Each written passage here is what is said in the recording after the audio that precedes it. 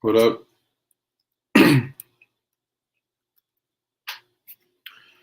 What's going on, y'all? We got one person in here. That was quick. Bill Blasco, Mitchell Black. Welcome to the party.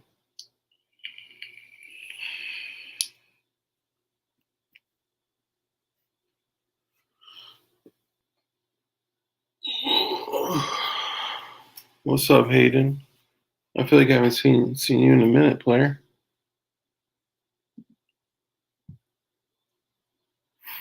You know, I had a decision to make.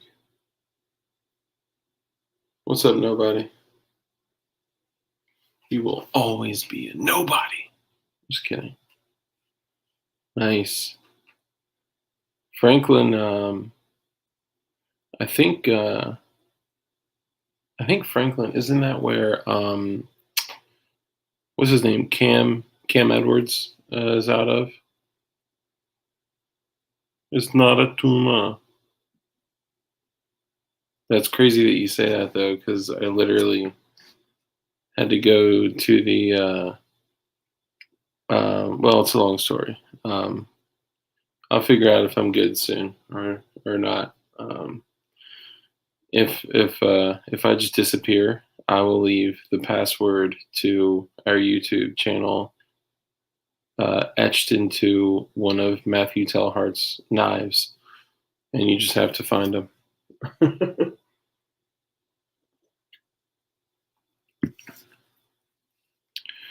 Aliens defeated. What's cracking, Matt? What's cracking, Kimball? Yeah, I wanted to have a conversation tonight. I was basically looking at the clock. I'm like, all right, it's like 11 o'clock, and my options are, kids asleep, wifey's asleep. My options are to either do dumb shit like, play Call of Duty, um, clean some guns that haven't been shot all year, uh, or get on with y'all. So, I'd much rather chat with you guys. I'm doing all right, brother. I'm doing all right. I felt compelled to start a stream and just chat with you guys though, man, because I've seen this building up for a long time. And cool topic tonight. Got no freaking idea what's coming. That's the cool part. What in the hell? How do I have a pimple on my hand? Like, what are my hands just too oily? No. Here's the deal. We're about to get into some conspiratorial craziness. Okay. Please do share, Kimball. Tonight, since it's just a dark stream, I'll bring you in, brother. I'm not tripping. Got that pimp hand strong. I accidentally put my one of my favorite hoodies through the dryer. Do you wear gloves a lot? Uh, not like a lot. Not like tattoo artist a lot, but I do rock gloves when I do stuff like outside or like mess with my guns, and then they likely get drenched in CLP. So that's probably what it is. Hold up. Ooh, dang. Ninth Circuit, my dick. It gets cold in my gun room. Cold in my gun room. All right, so here's the deal. If you look at the last, man, even over a year, it's been building up for well over a year, but specifically the last year and a half or so, I know that all of you guys have seen us trending in the direction of the military-age male that is white, that is armed, that is likely to rebel, um, to be targeted. Okay, and let me just start by saying, I don't care. I don't give a shit about race or anything at all. This is just how society currently defines these types of people. So I'll conform to their language and you know discuss it like that. So the fact that when I say people are white or black or whatever, it's not important to me. It's important to what I'm going to explain. So we've seen over the entire last year the whole movement with the very peaceful protests all over the country that completely destabilized our country during a pandemic. Um, you saw who was targeted, who was targeted, who was told that they were privileged, you know, who was the one that was back in the 60s, 70s. MK Ultra was confirmed to have assets involved, such as Manson and Bundy. I think they were physiologically persuaded to carry out these acts through certain methods. That is a very interesting theory, and there have been instances where people have been basically coaxed into doing things. Yeah, definitely. Ding, ding, ding. For sure. And I'm just to throw this out there. I'm not saying that the things that have happened are, you know, not an act of these individuals' free will. Okay. And I don't think anyone can prove otherwise. Is it out of the realm of possibility to believe these methods have advanced to allow these younger, disenchanted men to carry out these acts we see today? Okay, so that's kind of what we're going to get to. So here's what I'm seeing, and I want you guys to tell me if I'm crazy, tell me if I'm nuts. I don't believe you will, but it's hard to kind of collectively, bring everything together. So I'll just kind of share my vision of the 50,000-foot view. Okay. So here's what I see. This has been happening for a while, but over the last year or so, with the riots, with Antifa and BLM targeting the white military age male that's armed, that is likely to be rebellious. Okay. And everything that we've experienced over the last year has pushed us in the direction to really where we are, like right now. And I know there are 1,000 things that we could discuss over the last year that brought us here. But what's up, Montana? What's up, Doctor Kimbo? What up, Blues Dicks? Blues Dicks. See what I did there? So here's what I think. It's interesting to me that after everything we've experienced, and we can elaborate over the last year and some change. Okay, so I don't mean to gloss over all that shit because it's all important, but it's interesting that over the last few weeks there was that surge in mass shootings. Okay. Basically, there were news outlets all over the country that were reporting a surge in mass shootings all over the place. And not only just reporting them with no statistical data or information or evidence or proof of any shootings that occurred or reporting on any shootings that occurred, it was just that Tennessee is seeing, a surge in mass shootings. Virginia is seeing a surge in mass shootings. Colorado is seeing, and a lot of them would literally have the same thumbnail, and it would end up being, what's up, Bacon? Thank you, brother. Appreciate the 223. I can always count on you for that 223. Sees Dark go live. Well, Instagram posts can wait. Thank you, brother. That's attitude bacon. What's up, by the way? Yeah, so back to business. Back to reality. Oh, there goes gravity. Oh, there goes gravity. Choke. Okay, sorry. I get distracted easily. So essentially, we're seeing all these news outlets post all over the place that there are a surge in mass shootings, again, with no evidence, not even citing the mass shootings that they're talking about, right? Like if you were to say like, hey, there's a lot of X happening, then likely you would state X that's happening. And the fact that there were news outlets posting these in almost every major state and major cities that were using the same thumbnail that have I'm not going to look at the comments for a minute, guys. I'm sorry. I love y'all, but I need to get this out. That are owned by the same people, that are funded by the same people, right?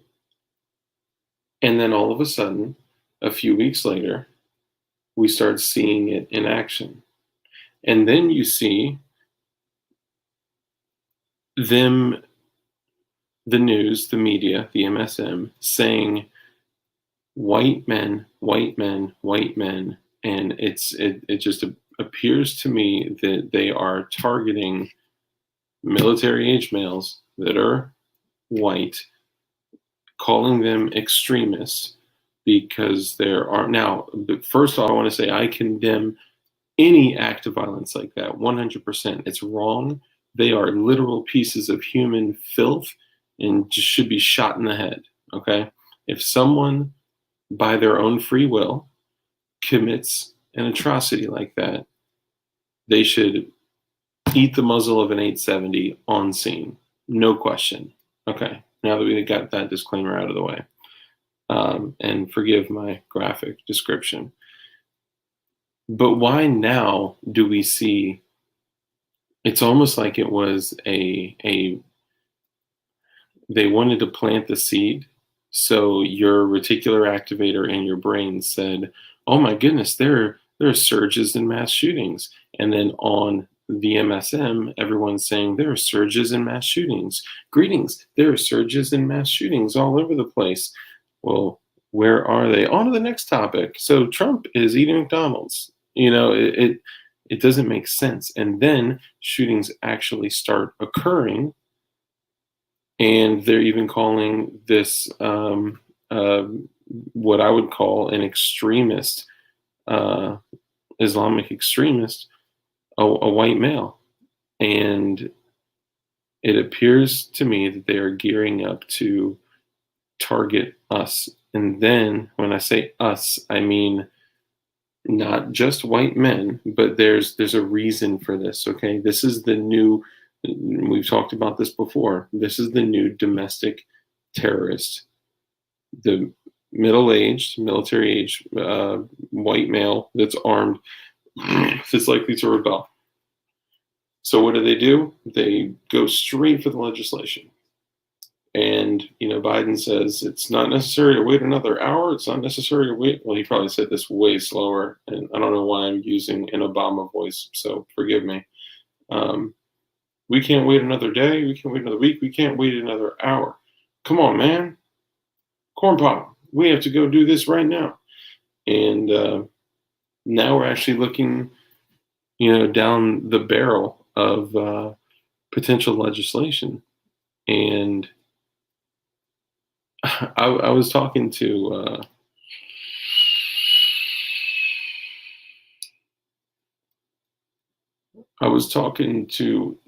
someone that I admire a great deal, and they had said, it's interesting that if a police officer is in a shooting, they're not allowed to even make a statement for 72 hours because of, everything that's involved. The the adrenaline, the emotion, the crazy, like everything that you go through in a situation like that. So why within 2 hours would we go right to writing law? It doesn't make sense to me. And obviously, like I'm not saying like again, like for people that are just jumping in, like we've been discussing this for the last year. Like there's been white papers on the new domestic terrorists. Like we could walk through the events that led us to this point right now, but I'm more specifically talking about right now. This is appears to be queuing up to targeting one particular type of person. And the scary thing, and then I'll go back to reading comments in a second. The scary thing is, a lot of people that I've spoken with say that they have this idea, like, come to my door, and if you come for my guns, you're going to get my ammo first, okay? And that's one way that you could put it. But in Virginia, when they were looking at passing this House bill that was going to make literally virtually almost everything illegal, even like registered class 3 stuff, um, they said that they are not going to go door to door for those that don't comply. What they're going to do is that if you are a known gun owner, they're going to post a bench warrant on you. That way, it's you get caught going through passing under a yellow light that turns red, you get pulled over, you get arrested, and then they go in your house and take your shit. You get caught jaywalking, snatch you up, you got an active bench warrant, boom, you're gone. What's up, Gordon? So I don't know, I'm just trying to verbalize the things that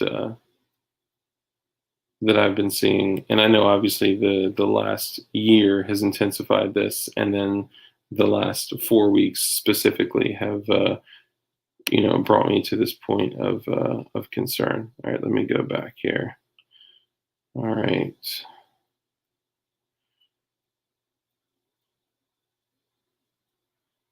What's up, Anon? Violence is not the answer for sure. Country locks down for a year. I think down. Panda.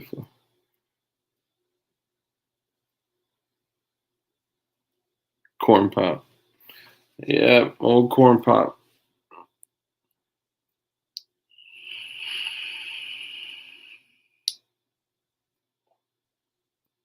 Bacon.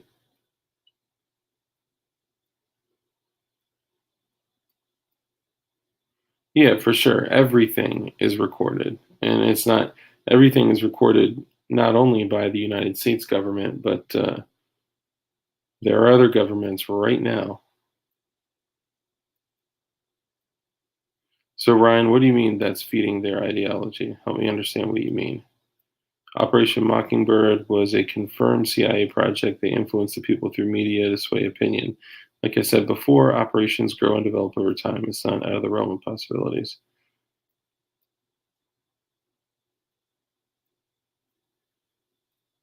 Yeah, bench warrant. Because why would they give you an opportunity to fight back?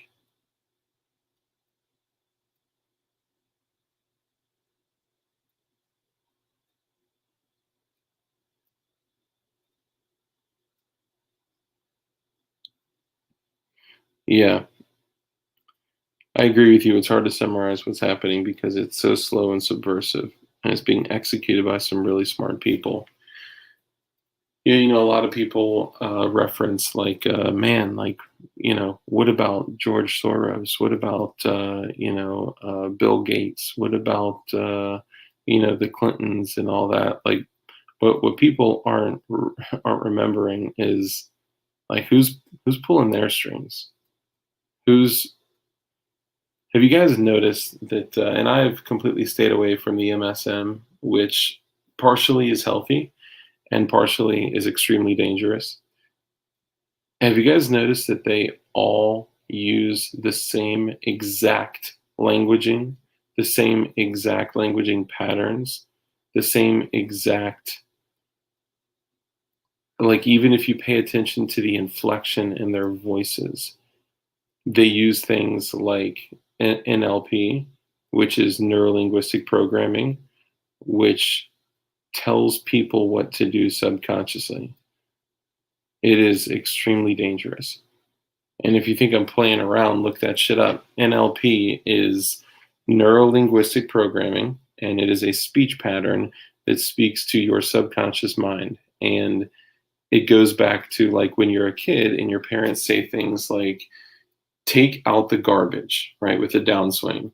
And if I don't even know how to put this into words, it's like if just being funny, if you were talking to your wife and you were like, why don't you want to have sex with me? With a downswing, your subconscious mind takes it as a command, and you're more likely to act on that. Dark, so how do we handle the situation if this bench warrant this actually is going to happen? 80%. I read today Bill Gates wants to spray the skies with chalk dust to combat global warming. Is that real? They want to put chalk in the air? What the fuck? Yeah, so let me back up a little bit. So I am by no means like, this is not like, this is a conversation, right? This is by no means like, I don't want to scare anyone or make anyone like nervous or I mean, you should be terrified deep down, but this conversation isn't to say that this is going to happen right now. We're just talking. That is ridiculous that they want to put chalk in the air. I'll need to look into this. I'm sure this will be an exciting evening.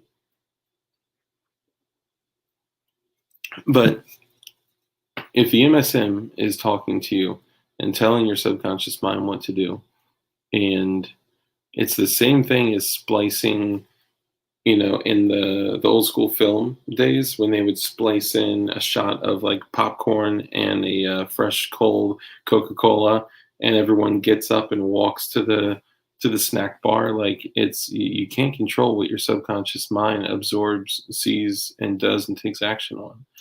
That's why it's your subconscious mind. Can't be real. We would all die from chalk in the air.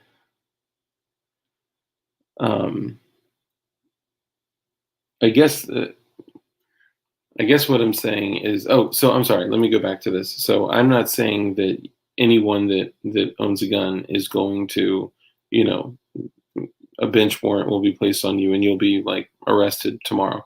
What I'm saying is that if we do go in the direction of serious restrictions on certain things like firearms, like energetics, like the things that you would use to defend yourself if against a tyrannical government. And again, I'm not advocating violence, I'm not calling for violence. I think that it's the last thing that all of us want. We always talk about compassion, taking care of people, contributing to others, and this is not our focus. But we also say to be as safe and as dangerous as possible. So, with that said, the speech pattern is called NLP, like November, Lima, Papa. It's neuro linguistic programming.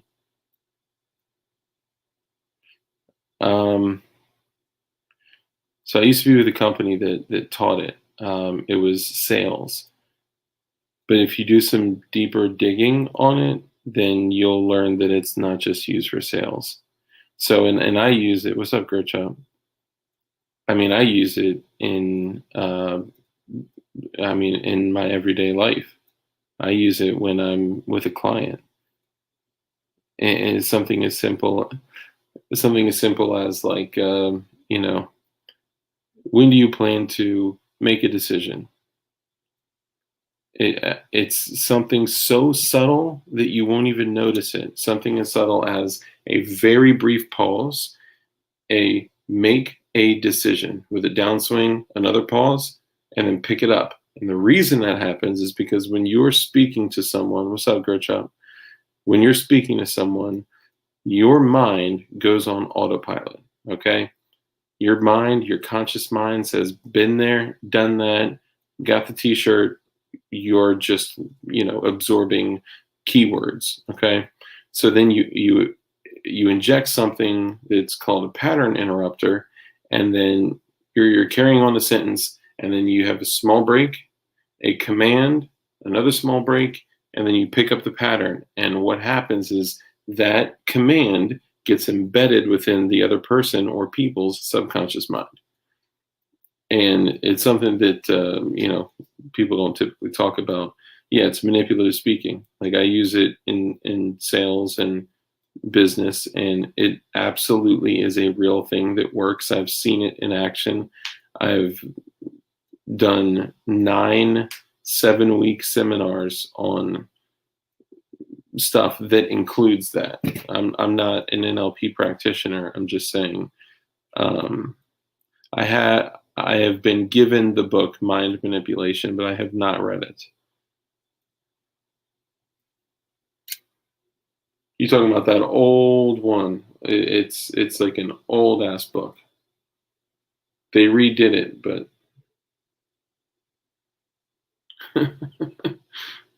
I'm already partially deaf. My wife hates it.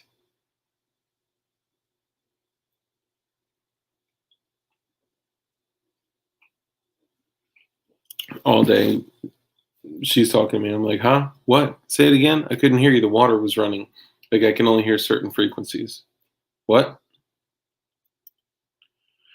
Um, it would dox me if I said it, um, because it would basically give all of my information of the organization that I was with, and um, it would make me too easy to track down. So I can't say that, but I can tell you that if you go in and start searching, and you'll have to start searching pretty deeply, if you look up NLP or look up NLP practitioner, you'll find places that you can get a certificate, and it works on anyone with a human brain. Okay.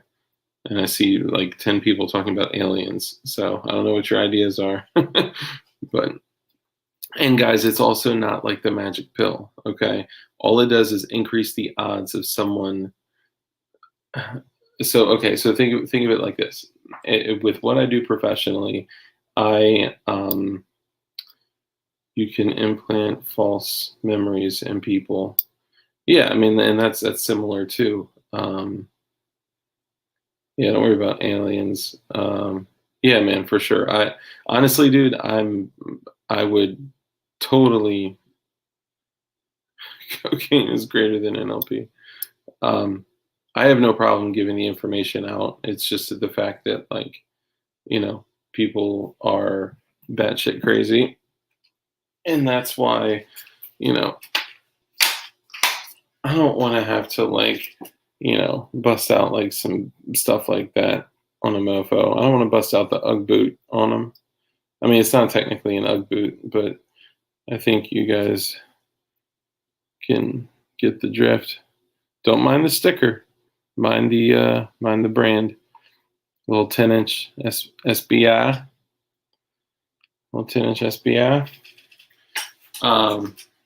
If an MP5, an AR, and an AK had a baby, this is what that baby would be.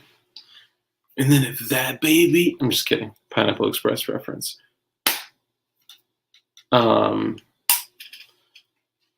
Okay, yeah. So I don't have a problem giving that information out. The problem is that, like, people are batshit crazy, and you'll have people, walking up in offices, and yeah. So we're not going to do that. But I'm happy to help and give any other information that I can. Um, I could never hear my wife because I wear headphones 90% of the time I'm not at work. Texas, I'm the same way. I rock one AirPod all the time, and I'm half deaf because of um, a 308 with no ear pro over and over and over. 22s with no ear pro, 9 with no ear pro. Unfortunately, I also have to say 40 with no ear pro. Um, you freeloading bastards. Um, if you have Jesus in your heart, it won't matter what form. You know what? You are right, my friend.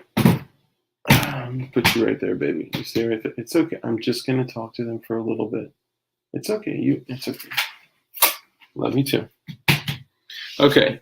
Um, the reason I'm expressing concern is not only because of what has happened over the last like 4 weeks or so. The reason I'm expressing concern is because the last 13 months have brought us right to this point. Okay, of the last four weeks. The last century has brought us to the last 13 months that have brought us to the last 4 weeks. The creator of NLP did a lecture that's on YouTube. It was done in Boulder, Colorado. Ooh, ooh. Okay, that's either. I'm just kidding. I mean, that could just be a total coincidence. You believe that, don't you? Yeah, and guys, like, let me go to another thing too. And I didn't know we were going to go down this direction, but if this is at all valuable to you guys, then we can talk about it. It's not just things like embedded commands. It's the use of and like literally psyops uses shit like this. Okay, it's the use of embedded commands, tie downs, trial closes, like stuff that they teach salespeople. Those are the same types of things that they use in things like psyops. Um, Identifying motivation, identifying inspiration, and then using that as a tool. Okay, so if I'm having a conversation with someone, this is about to get spine tingly. Of course, it was in Boulder. That is like super crazy. What's up, Chico? What's cracking, Patna? Hold on, I need some nicotine for this. So I used to be somewhat of a professional recruiter, okay? And it was one of the responsibilities I held when I helped run some of these other companies that I've shared with you guys. What's up, Paleo?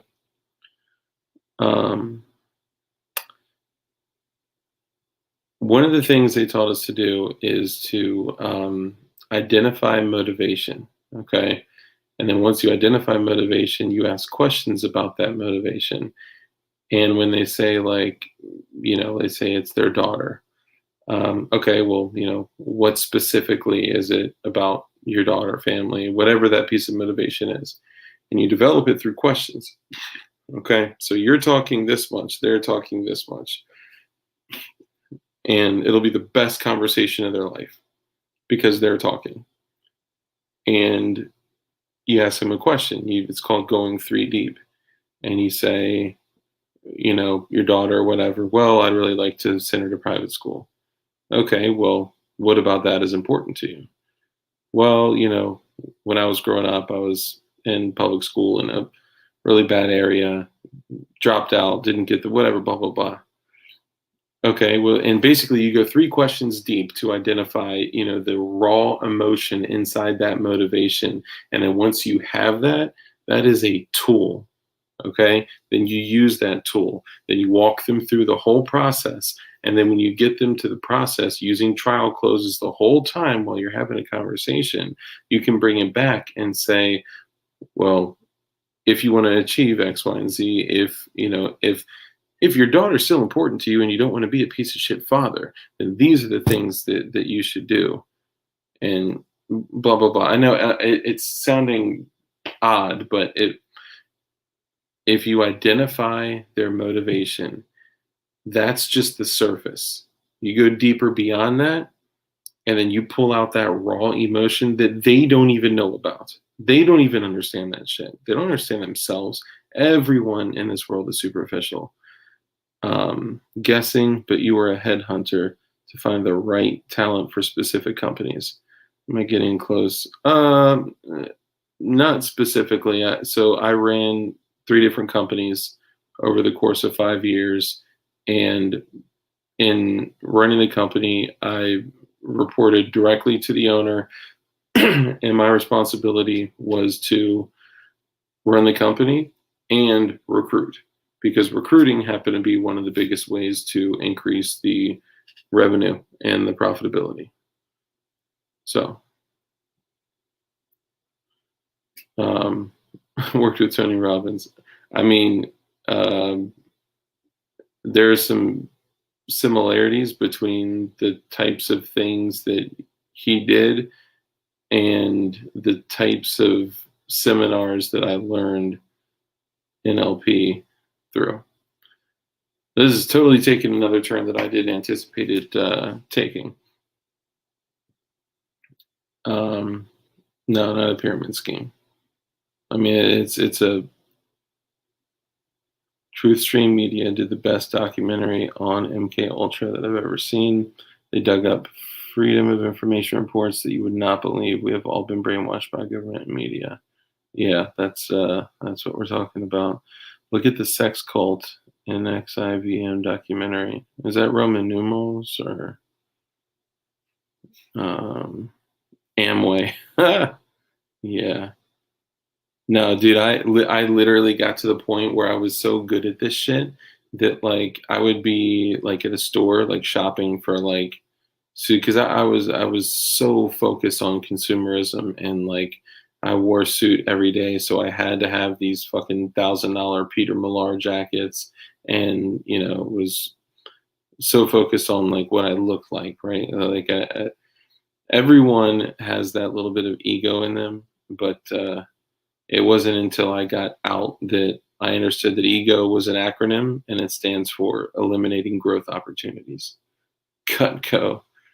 Even if you said it, I'm not gonna bring it up. Hold on. Give me 1 second, guys.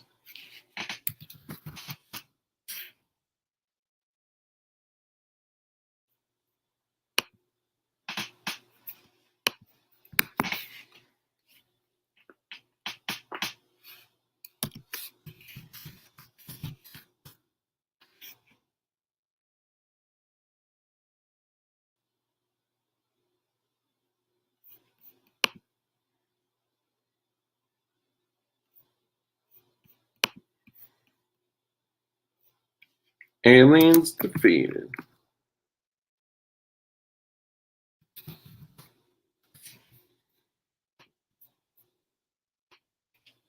We may have, sure, I'd love to take you in my closet.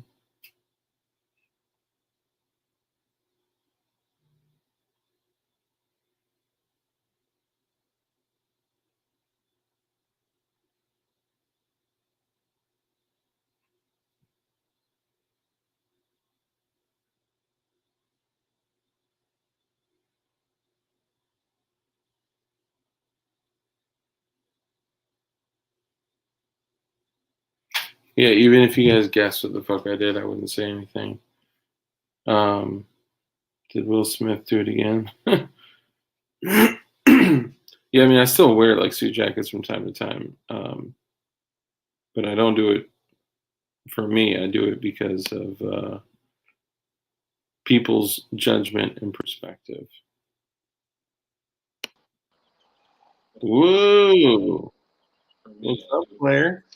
I heard something about sales. Actually, it's funny. We kind of got to this conversation by starting to talk about everything This that's whole going Biden on. thing. Well, The white supremacist that turns out to be a Muslim from Jihadi. Syria that happens to side with ISIS and hate Trump. But yeah, Yeah, white supremacist. And the yeah. modification on his rifle was the pistol brace. Is Uh, that, am I correct here? I yeah, mean, just curious. Just you're curious. correct.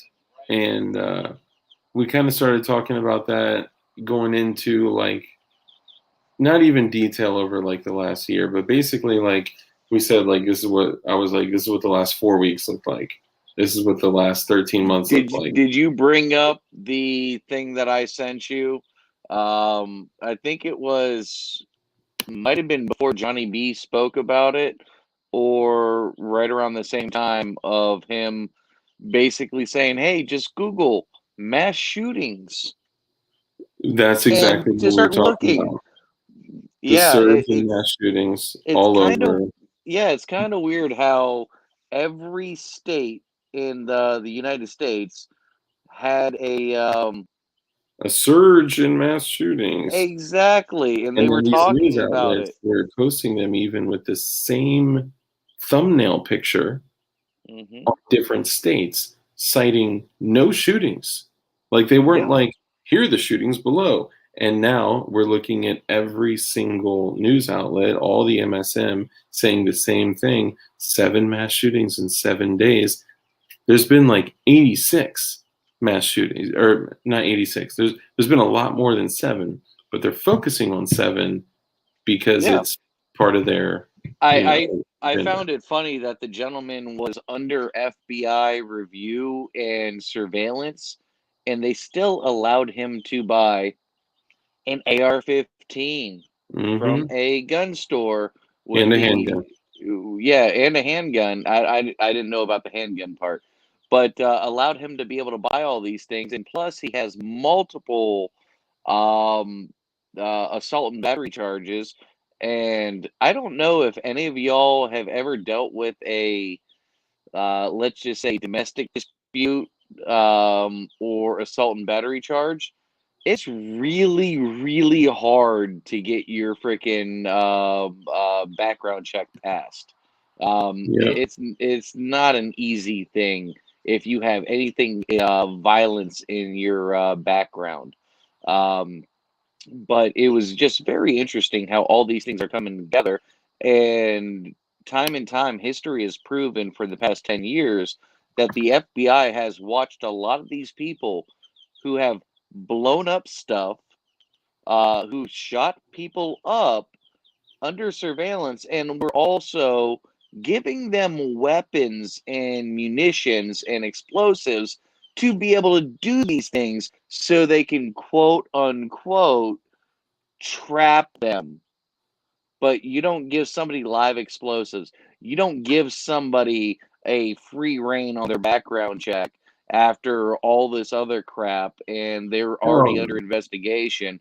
You don't do that unless you're trying to further an agenda.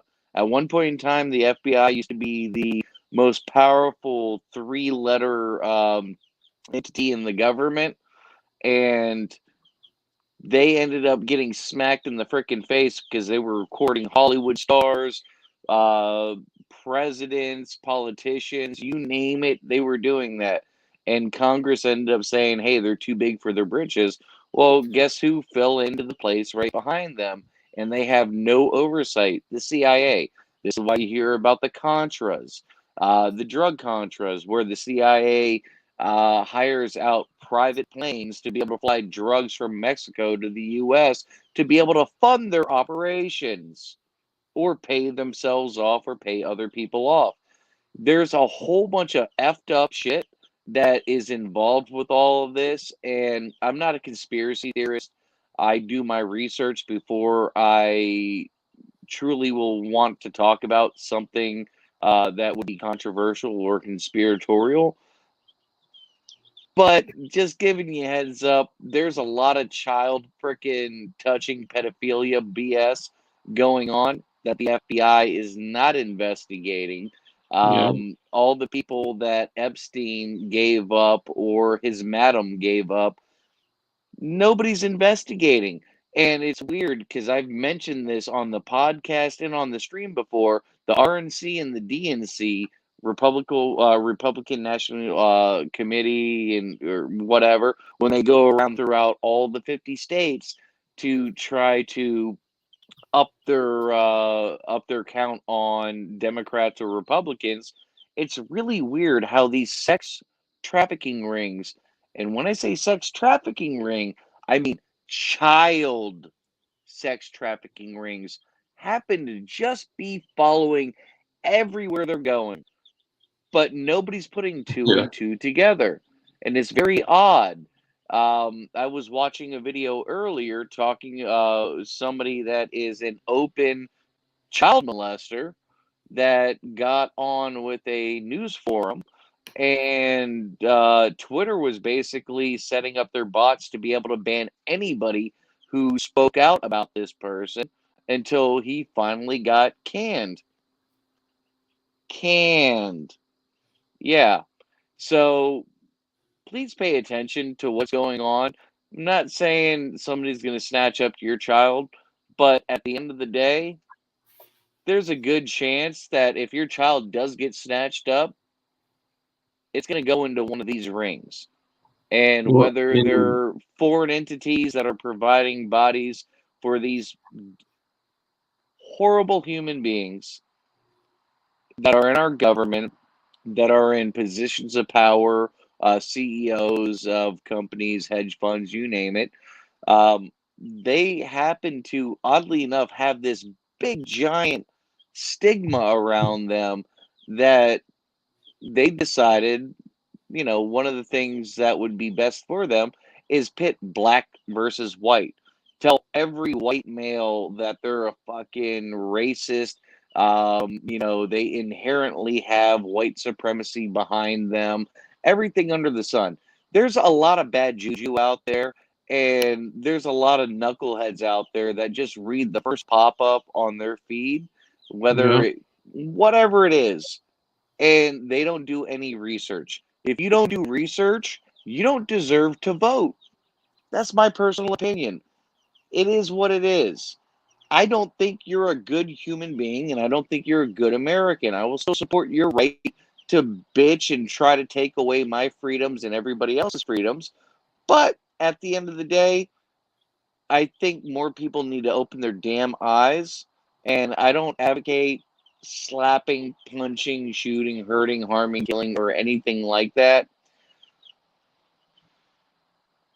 But Yeah. I would have to say a smack in the fucking face, like a bitch slap. Eh, nice, hard, solid one. And then Where's my basically powder? give them some, yeah, give them some freaking, what was it? Clockwork Orange, eyes open, eye drops in it, and they're watching some crazy ass shit. No, how about, you do the same exact thing, and instead of watching some pre-programmed shit to manipulate a person, have them watch the actual facts. Well, if I'm Because, not mistaken, oh, I'm so fucking sour right now. And, with these rings, I oh, sorry, I just have to add this in before I forget. If I'm not mistaken, with these, let's call them sex trafficking rings, um, I had heard that roughly 250,000 people a year are sold into sex trafficking slavery. That averages 684 people a day. How is that even possible? have you seen the movie Taken? Yeah.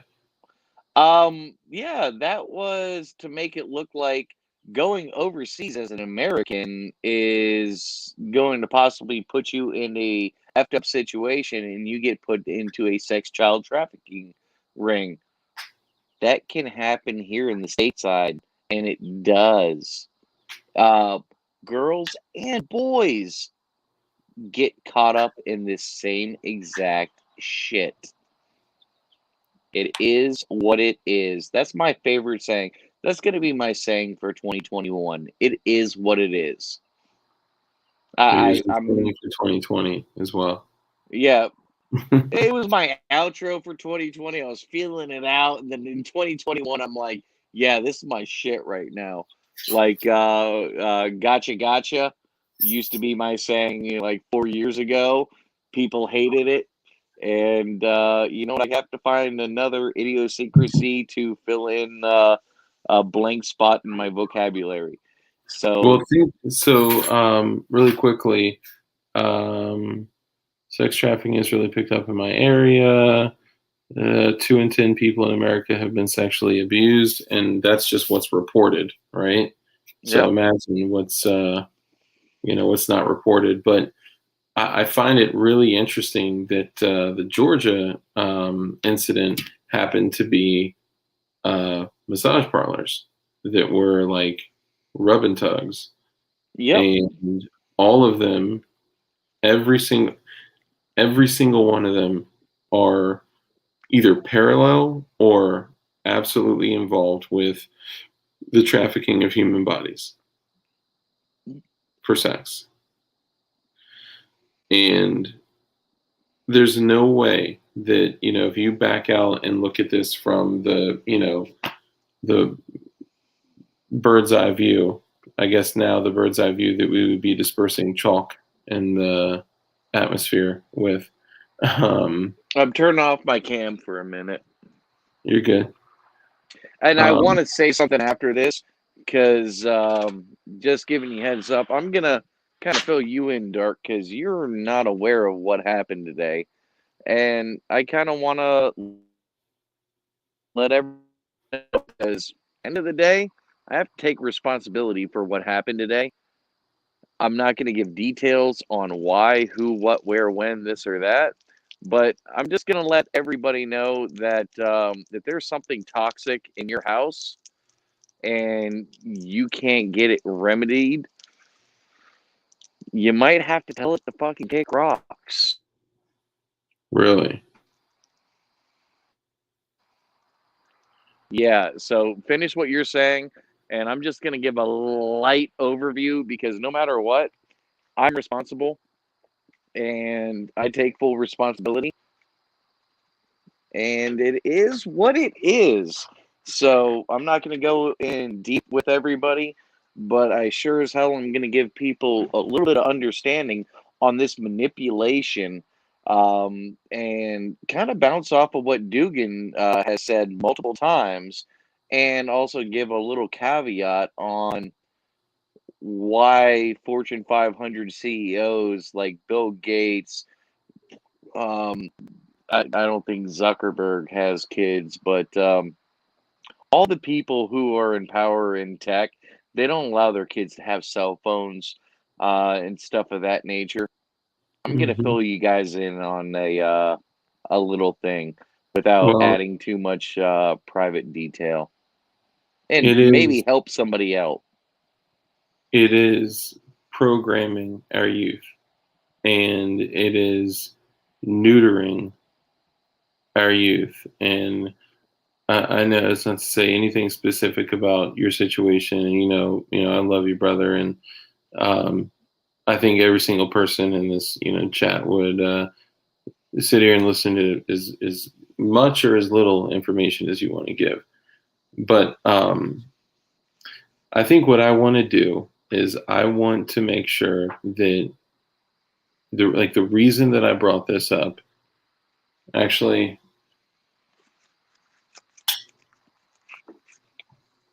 here's the deal.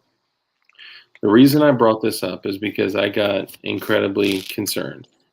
I got concerned because everything that I have to protect myself and my family Is is all something on that one. is going to want to be confiscated, oddly enough.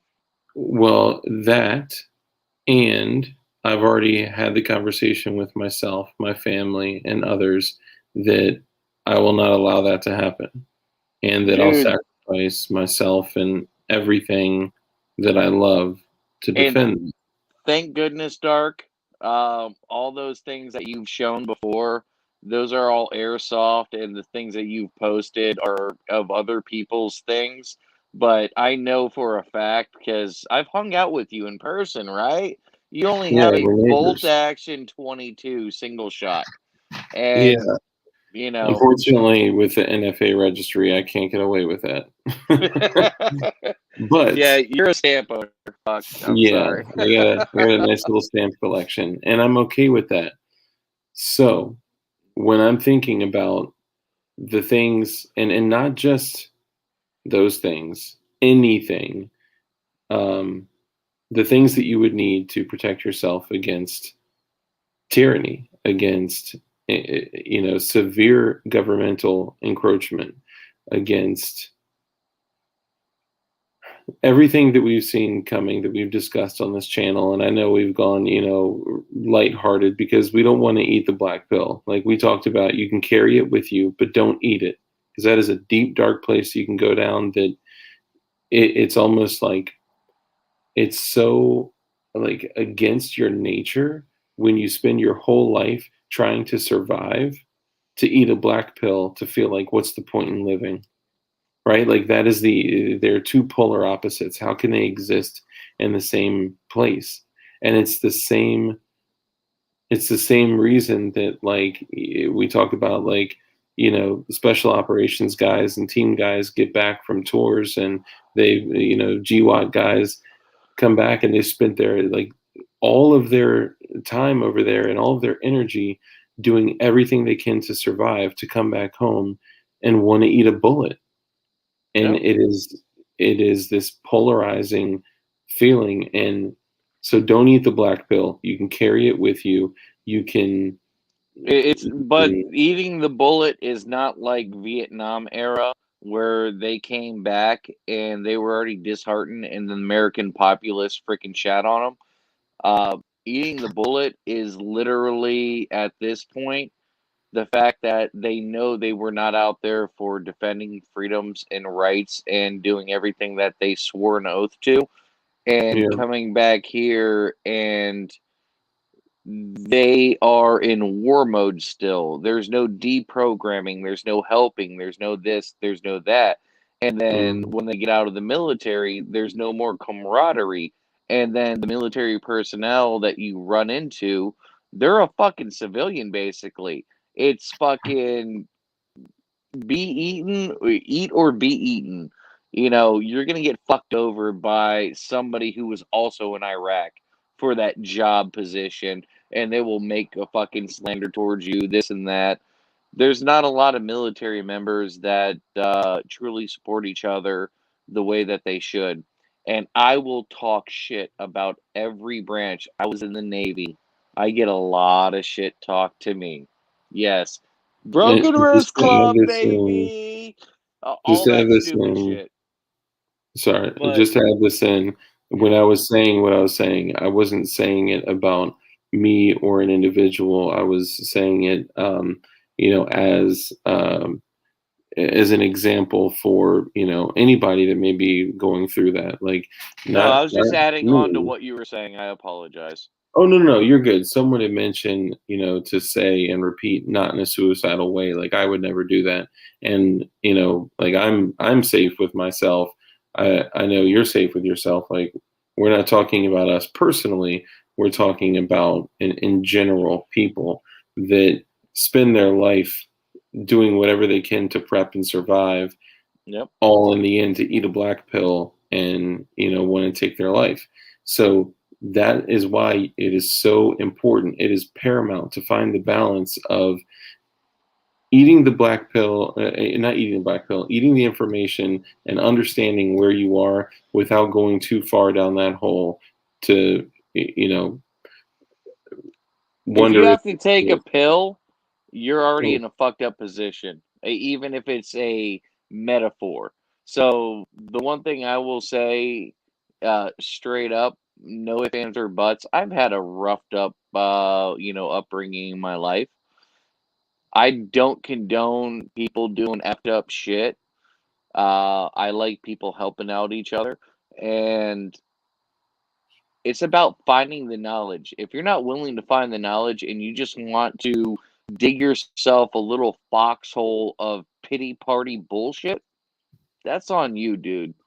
And I think everybody has the ability to suck it up and strengthen up and become stronger and better. I'm not saying, PTSD like what, World War II, they called it shell shock, and they would shoot motherfuckers, on the lines because they're freaking jittering and shaking and they're like, "Oh, you're just a pussy." No, they've been bombarded by freaking shells 24 hours a day for weeks on end, and they've seen multiple friends and everything die, never even understood how bad a war could be. And shell shock was a cowardice um, um, medical diagnosis on these people. We Yeah. understand now today, yes, fucked up shit, you're gonna fucking have things that come back up. So the equivalent to shell shock for a man in war is a girl that was raped by a family member at a young age. She's not going to be too adamant on trying to be intimate with a man in the future, and she might freak the fuck out. Yeah. There are things that you can't prepare for, and there are things that you go through that you have to end up talking to people about and trying to grow from. And what I want to get into is, so a certain gentleman that lives in the House of Light. Well, hold on, really, really quickly. Can I finish my thought before we go into that? Go ahead, go ahead, go ahead. No, I'm sorry. I'm sorry. No, you're good. You're good. This is the important thing that I I love wanted to interrupting you because you can interrupt me back and then get back on the subject. We're and good, well, bro. and We're good. after this, I promise I'll give it to you, and it's all yours because what you're going to say is really important, and it's important to me And too. I want the chat to freaking reach out if they've been through something like this or if they're about to go through something like this, because Or I are really going want to through. fucking help y'all out before it gets to the point where it happened today for me. Yeah. So really quickly, and then I'll pass the torch to Light. I'll pass the light to I Light. want the speaking stick. Yeah. This is what I'm saying. When everything becomes threatened, it gives you the ability to, and no one can ever take knowledge, right? And at the same time, realizing that everything that I have, that I've prepared to protect myself, my family, and my loved ones is in a box in the same place is terrifying. Okay. Especially being that the likelihood of me being in that place near that box when said challenges arise is unlikely. That's a pretty powerless feeling. And I've been powerless and I felt powerless before, and I promised that I would never put myself in that situation again. So, what I would do is I would take an inventory. If I were talking to a random stranger on the side of the road, here's what I would say. I would say, take an inventory of what you have. Take a very detailed inventory of what you have and separate them into two categories.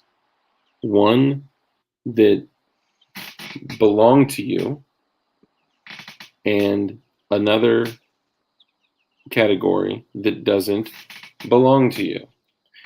And then take the category that doesn't belong to you and move them somewhere specific. I'm not saying that caches are the way.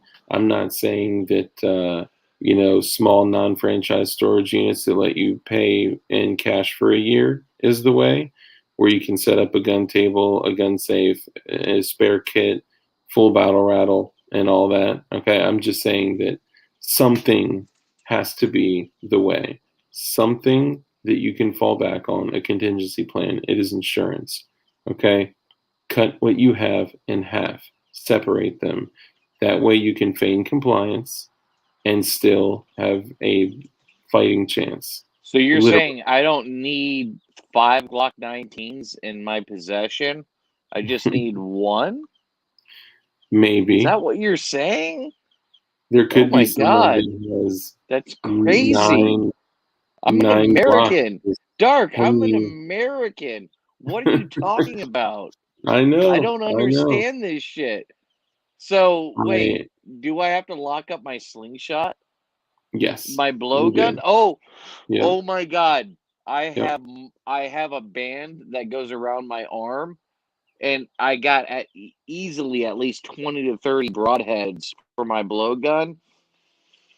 Nice. Yeah, I'm pretty sure Yeah. that's what that congresswoman, my blowgun and my darts are like the equivalent of 10 heavy boxes you would move with, right? Oh, dude, she had to be talking about a 50 BMG. She don't know what she's talking about. That Oh, wasn't an dude, AR. no, no, my blowgun is actually bigger than 50 BMG. It's 6.25 caliber. Oh, I mean, it's the smallest legal I mean, like you can't even see it. It's like a mustache hair. Yeah, It's my yeah. blowgun. It's just for All, squirrel hunting and maybe hitting crickets. all I'm saying is that if your plan is to put the stuff in that other category in your home, it's a failed plan. Okay? Yep. Because we'll get to a point where they're walking around with Are you ground about to get penetrating radar. into, or you're talking about ground penetrating radar? Do you remember on the podcast what Grimm said to us?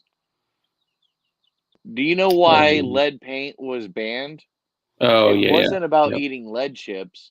It was It about that wasn't they about couldn't the health. drive their freaking X-ray vehicles. The same type of technology they use to X-ray semi-truck cargo going through these things, Yep. and they can literally drive down your street and X-ray your house, womp, Yep. and figure out if you have things hitting in your walls. Yeah, or just maybe one room that is filled with heavy metals. Yep. It And just gives a nice big ping because the wood doesn't reflect back the X-rays like metal does. unless your basement is subgrade with no egress, and that way, I know. Okay, you know. So I'm in Florida, you motherfucker. I I dig know a basements basement, don't I exist dug a in Florida. well. I'm gonna have alligators in my well. Someone said, "God bless Palmetto State Armory." So here's the deal. If you're planning on burying shit in your backyard, it's not going to work. Okay. If you're planning on, you know, hiding shit behind your drywall, it's not going to work. If it may in a pinch. Okay. But imagine if everything in the world depended on this. Okay. And yeah, a lot of homes actually, if you purchase them, um, most people ask that lead paint be removed. You can actually just sign a lead paint disclosure to, say that you know that it's there. Paint over the old lead paint. It's not going to F with you. And, it's not like kids don't have cell phones or electronics nowadays. They're not just going to pick up lead paint chips off the fucking sidewalk anymore like they used to do. So, believe it or not, ended up finding out you can still buy lead paint. For There's human a people said, so mix lead powder with paint in several coats. you can actually literally legally be able to buy lead paint. It's not meant for like domiciles and stuff like that. But however you use that lead paint, you can use that lead paint. And you shouldn't go on a watch list or anything else. As far as I'm aware, believe it or not, I don't think that's something that people are looking at. But it is a specialty based lead paint. And Yeah. or if you don't have lead paint, you know what? Some corrugated metal or even tin foil. Tin foil will stop X-rays, believe it or not. Someone said you could just store your lead launchers in an old fridge. They are made out of metal after all. Yes, and Yeah, it's imagine it's a that, Faraday cage. Yeah. yeah, but imagine if, so consider the absolute worst case scenario. that you are targeted, that you that they are in your home. They're in your home and they are taking everything. Okay? What are you going to do? They're I will scanning tell your you. backyard with ground penetrating radar. They Yep. like absolute, and I'm not saying this is going to happen. I am saying prepare for the absolute worst. I've Okay? actually read certain stories where people have had their yard penetrated with ground penetrating radar because they couldn't find anything inside of the person's house. This was a red flag thing like 4 months ago in a another state. I can't remember what state it was, but just Google red flag ground penetrating radar, and you'll find exactly what I'm talking about. They searched this person. I want to say maybe it was like an acre and a quarter. They searched the whole property trying to Mm. find one little piece of metal or a big And piece of metal. that's a good point. So, and Ryan said if, right? This is just if. Okay? We're just saying it's a possibility. It's not likely it'll happen, but there's a Yeah. possibility you can be one of these random people that they say, you know what, we're gonna go fucking balls to the wall. We're going balls deep today, Especially baby. especially if you have a stamp collection. And if you have a stamp collection, their job is to come to the door and say, hey, you have NFA registry number X. Please present that item to me. And if you are unable to present that item, they can search your entire home and every part of the home that can house the smallest piece of the item on the registry. Okay. Hey, So the detent that is this big, they can search every single piece of the home that can house the smallest yeah. part of the registry. Now, it's not you giving up constitutional rights to have that item as long as you can present it. So remember, separating things into two categories here. What are yours and what are not yours. What are not yours, offsite, full kit, everything you need to grab. And that's all I'm going to say. And if you guys have other questions, if you want to talk offline, email me. I'll put my email in here. Um, and if you Fed boys have questions too, hit me up. Hey, Dark. Just quick question for you. Yeah. When's the And I'm last sorry for the time? child. I'm sorry about yesterday, brother. I'm sorry. I love you so much. I'm sorry. Sorry. Like, go ahead. One thing I want to say, if everybody notices I keep on picking at my mustache, I'm looking and I'm like, wow, this side right here looks like it's faded. No, there's a lot of blonde hair over there, and this side has more dark hair. And I'm like, why does it look like there's no hair on this side? No, I'm not Joe Dirt fucking facial style. Give it about 2 weeks and it's gonna get dark on this side. Fuck it. But when's the last time you heard somebody with a SOT or a Class 3 weapons license, as in full auto or suppressed, actually went out and committed a crime? Dark. Actually, technically, up until one of the shootings in the last 6 months, almost never. A legally Wait, registered. what was the most recent in the 6 months where I somebody forgot. used? I Because forgot the which. only one that I can remember in history so far happens to be an FBI sting and happened to happen in Las Vegas with if I'm not mistaken, a 249 saw shooting from a So balcony onto a a performance stage of country music. And this gentleman, which I saw all the documentary and all the evidence and all this other stuff, there were not a lot of casings the way they should be.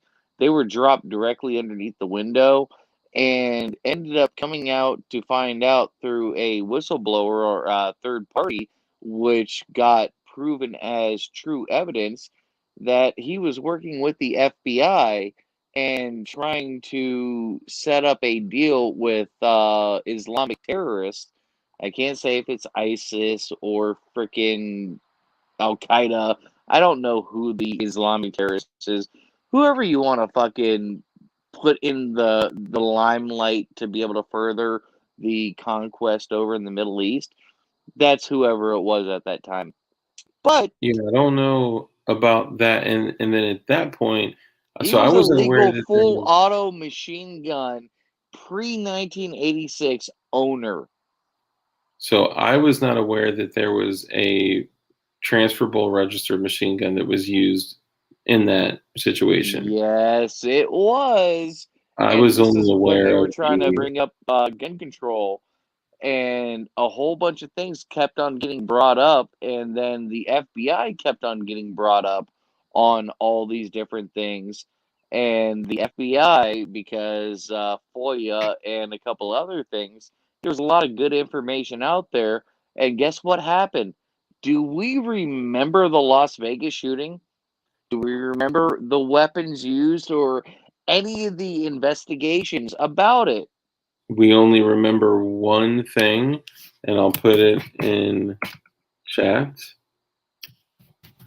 Let me look at the chat and see. Oh yeah, it was a M240, a saw. Oh, that's So I wasn't aware of that. Thank you for bringing that to my attention. oh dude, Aside from that, I'm fucking so sour about a lot of this shit, but I don't try to bring these things up typically there because was a it's dude that conspiracy. used a can. There was a dude that used a can, and I can't remember. I think it was like the farmers market shootout or something like that. Dude, Um, I've never heard of anybody ever using a can in any of these shootouts, even in the past 6 months or even past 10 years. I'm not even gonna lie. Like a mafia hit, yeah, you don't know about that they used a freaking can to put a 22 behind somebody's earlobe and it seals up like a little freaking, like a pimple behind their ear and it rattled through their brain. That, dude, I legit, the only stamp owner slash class 3 1986 pre-ban machine gun user or any stamp owner from my memory, and I'm pretty sure there's maybe one other gentleman. This guy right here had SOT 7, if I'm not mistaken. He was an FFL, and he legally owned a 240 saw. well, if it was a pre-86, then it was like a $60,000 machine gun. If he Exactly. was an 0207 SOT, then it could have been a No, no, no, no. $5,000 demo gun. This was a pre 86 saw. So it was like a personally owned. It wasn't like a shotgun. Exactly. Interesting.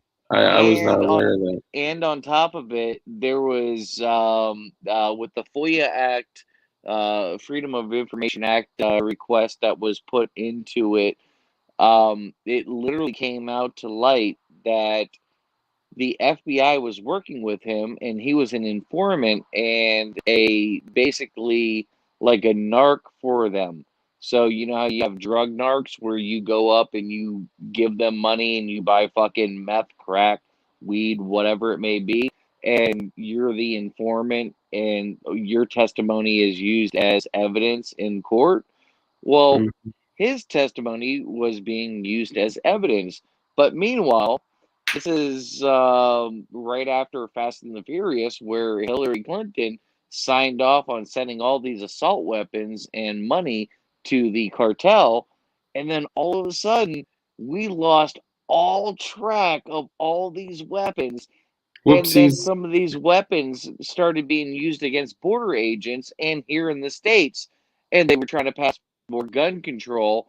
And then, oddly enough, they pulled up these serial numbers and found out they were part of the Fast and the Furious thing, which is a whole debacle, which nobody got in trouble for, Yeah, but that's they got that. to present their agenda, just like the whole every state within a 3-day period talking about the gun violence and mass shooting epidemics, and then all of a sudden now we start having them happen So, again. and that is why I brought up the neurolinguistic programming speech patterns, because of the way the MSM speaks to people. They plant seeds in their subconscious mind saying, look out for this, because all they're reading is the headlines. They're basically saying, look out for this. Let's use this as a campaign, right? If I use this as a campaign and put this in front of your face, then you're going to believe that it's true, and then you see it. Because Well, all the we media, your Facebook, your Snapchat, every freaking source of media that you use on your fucking cell phone and on your TV is going to tell you it's true. But if you actually do your own research, you're going to find out, wow, they left out a whole bunch of information. Well, and I'll leave it on this. So when they, I don't remember seeing a 249 or a 240 in those pictures, and there was firearms. I never sprawled saw the all 240, over the but the room. 240 was attributed to being a part of it. So, and someone said, "What was the deal with the bump stocks? Were they lying? Probably, maybe they were on some of them. I don't know." Wait, for the Las Vegas thing or the newest Yeah, shooting? for Vegas. Yeah. Oh, Vegas, there was no bump stocks. There was no bump stocks in the It looked Vegas like shooting. there was one on that AR-10 that was literally posted up right in front of the window. Yeah, and Know. if anybody Staged in very this chat, if interestingly. anybody, Dark, by any chance, have you ever shot a Ruger 1022? I may have. How far away does it shoot the brass away from, let's just say you're shooting out of a window? Oh, bro, if from Maybe where 5, that, 6, 7 feet, right?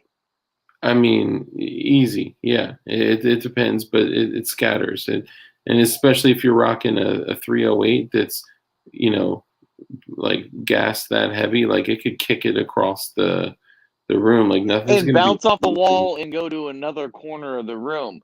Yeah, Now, when you're shooting a full auto machine gun or full auto ARs, AR-10s, bump stocks, piles, yeah, piles. directly underneath you, Vein- directly underneath the links, window.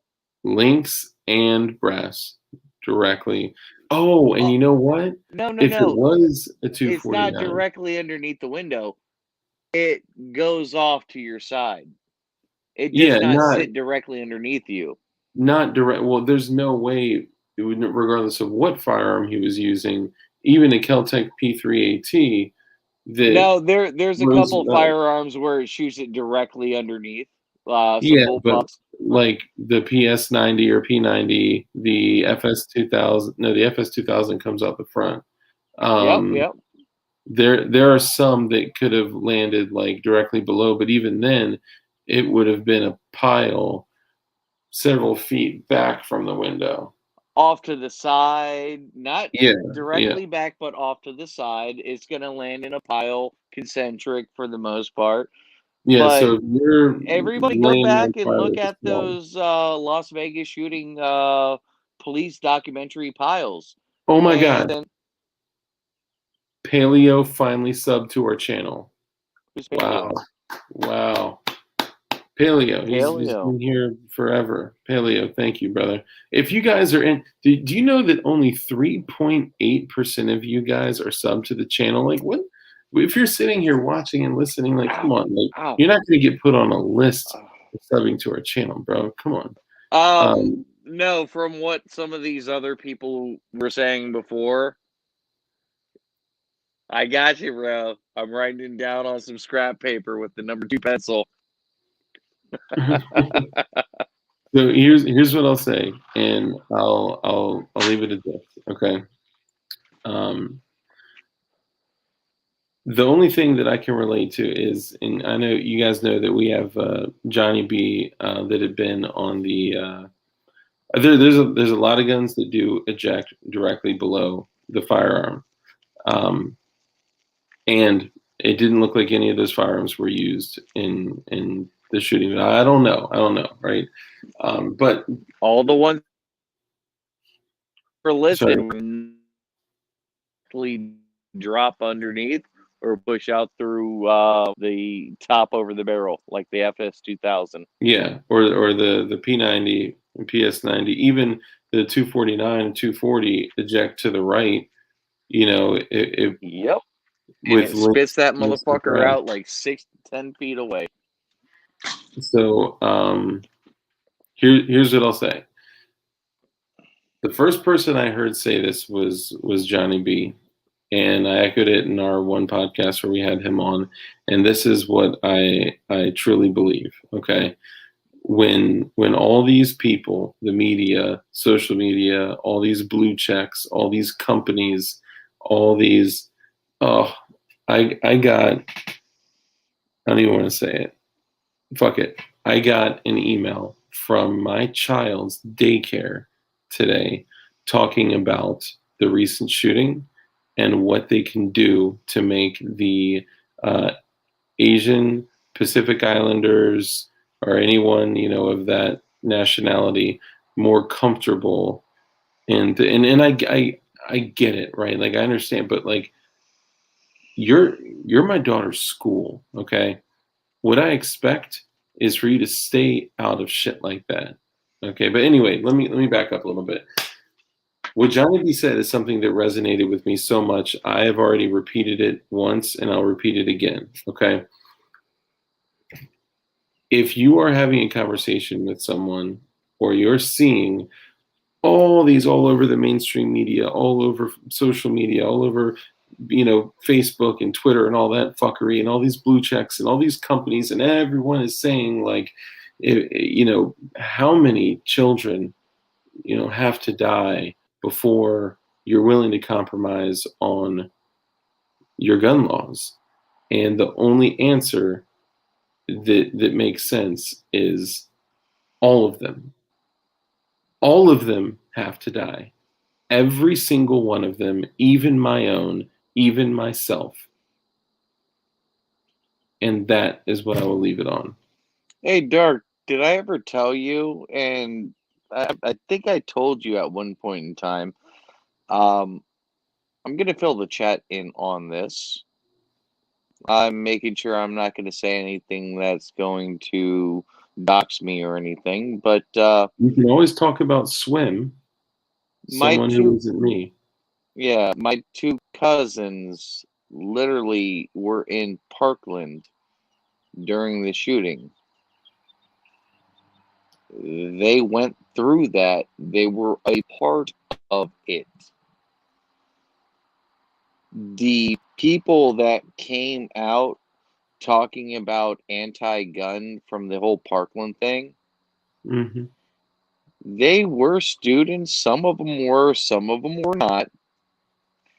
But believe it or not, they thought something was funny when the cops moved them personally from a point of the school where none of the violence was happening and they were on another part of the campus of the school.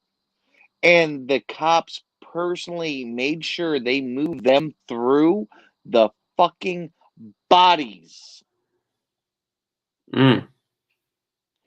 Why would you bring these children through looking at corpses of their dead freaking, classmates or teachers or whatever it may be? Why would you do that? I don't understand.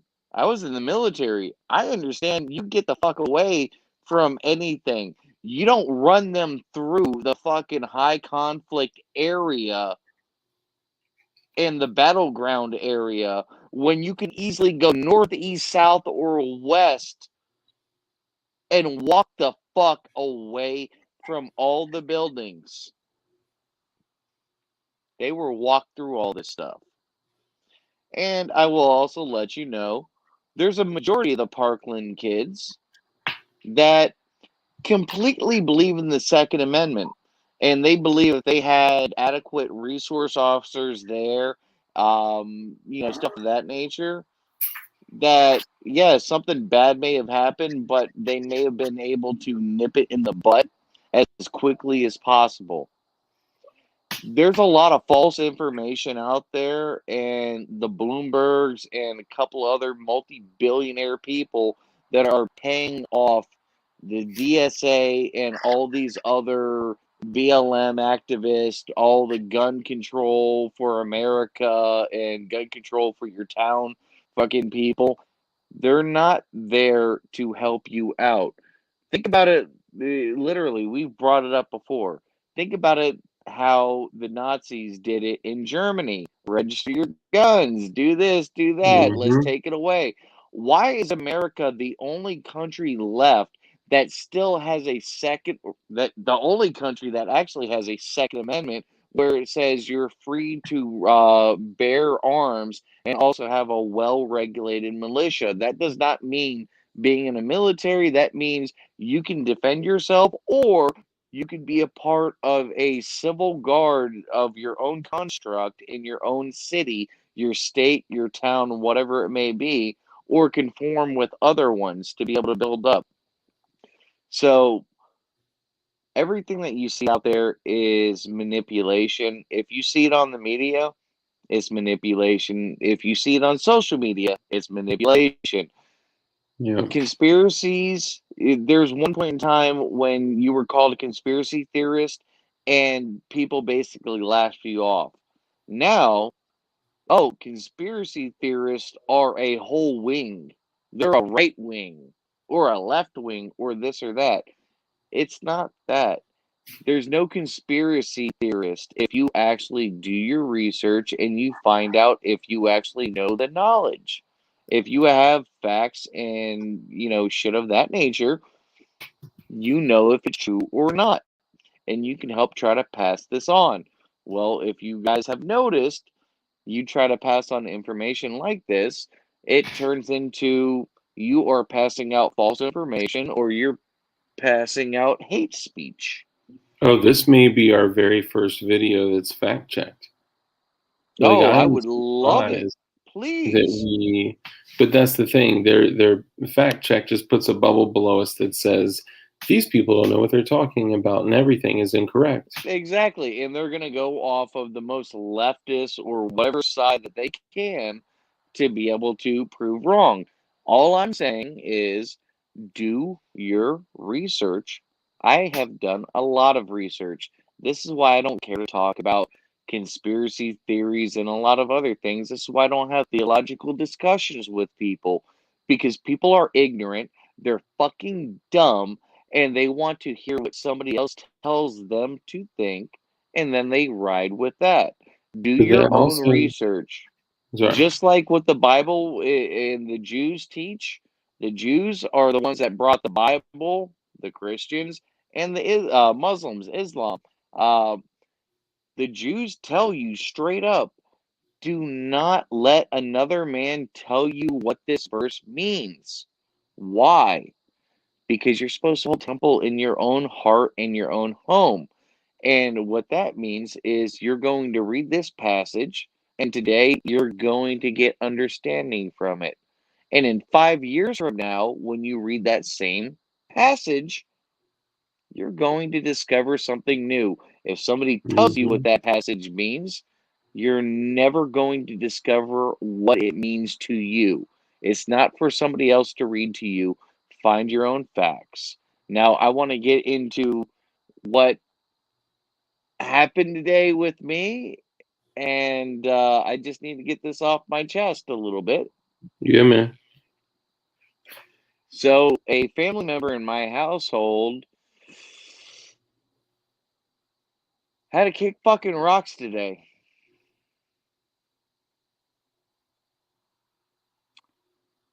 Bye bye. See you later. You're going to be toxic. You're going to bring hostile and effed up things into this household. You need to leave. If you want to be a hood rat on the fucking street, go figure it out your damn self. Tough love is a real fucking thing. Straight up, your kids do not need electronic devices. Because if you grew up before you had cell phones, you already know the amount of questionable activities that you've done, buying alcohol from a freaking homeless person at a 7-Eleven to go to a party in high school, shit like that. Well, Yeah. high schools are zero tolerance policies, meaning if you have a 14 or a 15-year-old and they get caught with a weed pen, that is a adult felony. No child charge, no sweep it under the rug, any of that shit. They get hemmed the fuck up. There's no playing. If you're 13 or your 10-year-old to your 17-year-old has sex with a female and records it on his phone or on Snapchat, guess what he's in possession of? Child pornography. What do you think they get charged with? The full adult charge. Hmm. There's no playing when it comes down to our children. Our children are going to get hit over the fucking head like you would not believe, and they're not getting it yet. It's going to come down to them very soon. And giving y'all heads up, if your child has a smartphone and you see Snapchat on their phone, take their phone away. What do they need their phone for, truly? Every other person has a cell phone. If they're in extracurricular activities, guess what? They can use their friend's cell phone to call you. I dealt with finding 4 freaking burner phones, ghost phones. And this last phone that I caught, Thank God he can't 3D print them. no. Sorry, that was a gun control joke. I know. I was And thinking about it people are like if you saying, could by the 3D way, print a phone, oh my just god. to just to slightly lighten the mood, people are saying, by the way, that they can see my reflection over your shoulder and the reflection of your TV behind you, which is like the So ultimate infinity shot. off of the plastic Florida room windbreaker Yeah. slide. Yeah, I know. I saw it earlier. But giving y'all a heads up, straight up, my kid, he's not stupid. He's a very smart kid. He's actually a pretty good kid. But the problem is social media, chasing the clout, all this other stupid shit, and also possibly being because he's mixed. I'm a white. My wife is black and Puerto Rican. He's technically more white than black or Puerto Rican. And he doesn't fit in 100% in every avenue. But guess who the people have no problem taking him in?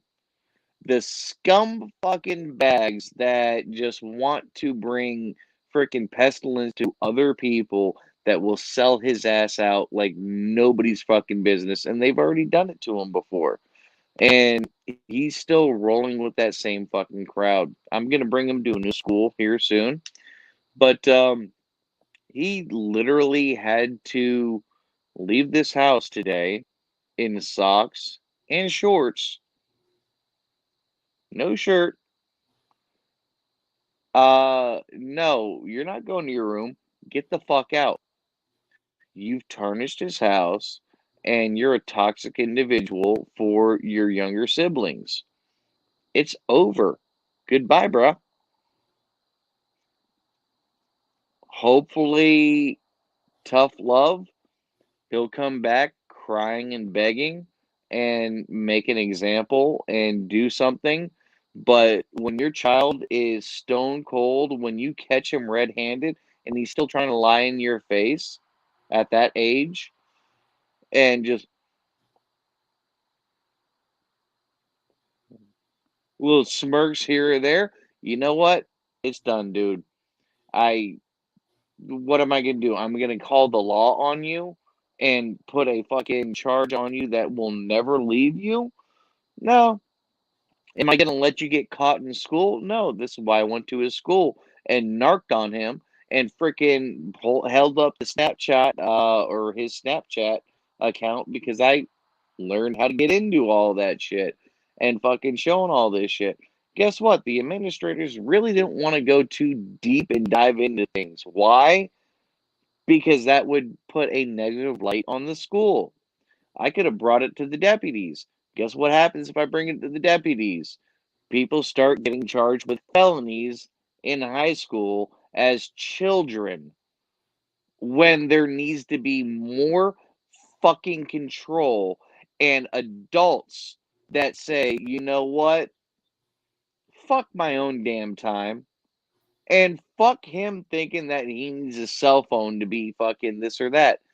Take that shit away from your fucking kids. When they turn 18, no problem. If they're not 18 and they're doing extracurricular shit, go ahead. Use your friend's phone because every single one of your friends has a fucking phone. I just went through this, and all of us as adults, if we're all adults in here, we can understand we did effed up shit before cell phones, but we didn't leave a paper trail that could indict you and fucking 60 other people. So, with his actions, and it wasn't my call because I wanted him to kick rocks a couple months ago to set an example. Wasn't my call. Guess what? The other parent in the house said, kick rocks. And I said, you know what? Thumbs fucking up.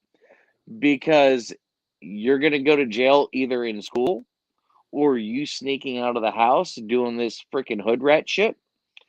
Or guess what? Let's see who really has your fucking back at this point. You left shirtless, you had a pair of shorts on and socks, and you're told, get the fuck out. It's done. He will come back eventually, and we're going to send him to a private school, but hopefully he learns a lesson, and hopefully he figures out the fucking scorn, and he actually takes action on his fucked up things that he's done. He needs to show some type of remorse. You don't just show a cold fucking hearted stare or a fucking grin when my wife, his mother, is talking to him, thinking that I'm nowhere to be fucking seen. Okay, no problem. You think you're big and bad. And I have also told him before, I'm not putting my hands on you again. I'm not whooping your ass anymore. But I also let him know, you ever swell up to your mother again, or you swell up to me, you're going to get beaten like a man. And you swelling up to me on my house, that's because you're trying to take dominance in my household. I'm gonna whoop your ass like a man. You swell up to your mother? No, that's not my mom. That's my fucking wife. That's another man fucking bowing up trying to intimidate a woman and a woman that I happen to be married to. Whether we're during a good time or a bad time, I will hem your motherfucking ass up. You're gonna learn fucking respect. And there was a time, Dark, and you know this. You freaking talk bad to a woman, your dad or uncle or whoever was a parental figure around you, you would have got your fucking ass hemmed up being a dumbass trying to fucking bow up on a woman, right? Yeah, yeah, mostly. Yep. And I'm not trying to bring the past into things. Like I said, I'm not gonna whoop his ass over him being caught with all this stupid shit that can get him in trouble. No, we're gonna do restrictions. Guess what? He ends up finding another phone. He gets given a phone, this and that. He keeps on playing games. This is what I'm dealing with. I'm having a very hard time, and I'm trying to make sure I do everything within the best legal ramifications. And it's already on documentation. I'm expecting the cops to come to my house tomorrow. I mean, can you legally kick out a minor?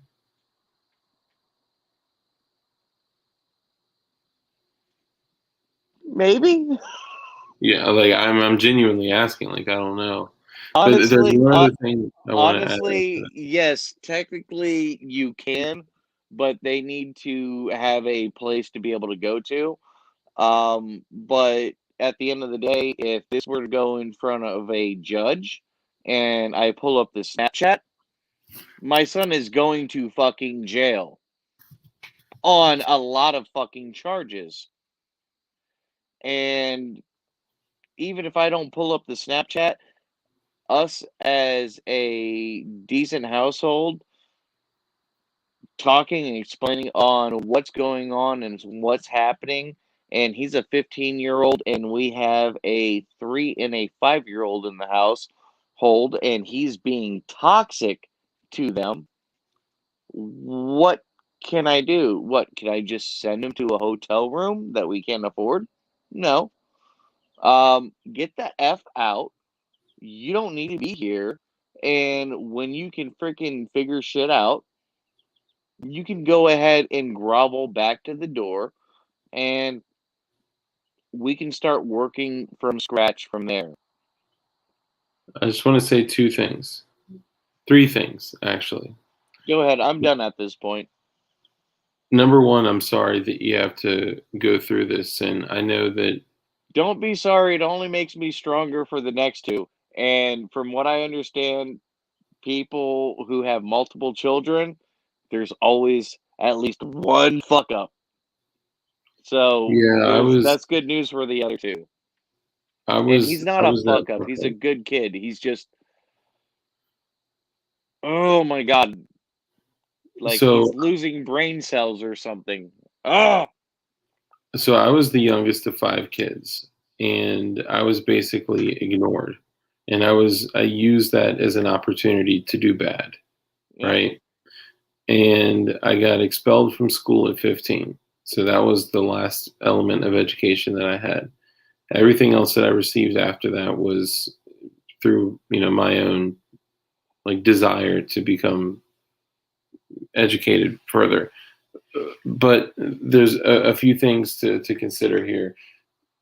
So I heard you say earlier that it's your fault, your responsibility, and you're taking ownership of it, and that's John Campbell, yes, he's a reflection of me, but the problem is, I'm sorry for interrupting. I just finally looked at chat because I had a lot of people, my friends and family, mention this.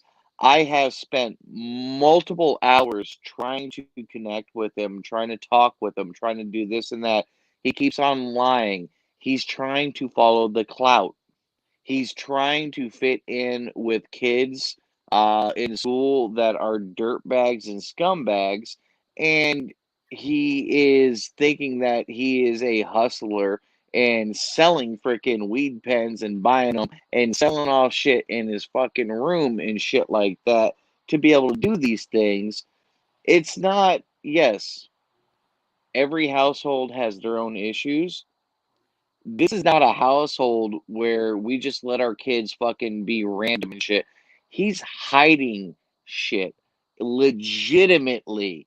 He's freaking stealing freaking old, obsolete phones just to be able to use the Wi Fi off of them for my room. Multiple phones, and also fucking getting phones off of his friends to be able to keep this shit up. Yes, I know. I've already been told you can be more in his life. I keep on trying to be. This kid does not want me to be a part of his life because he wants to hide his shit and he can't be honest even when he's caught red handed on video or with multiple witnesses calling him out. Hence, his uncles and his cousins. So it's one of those where yes, there are certain things that I might have been able to do a little bit better in my household for him.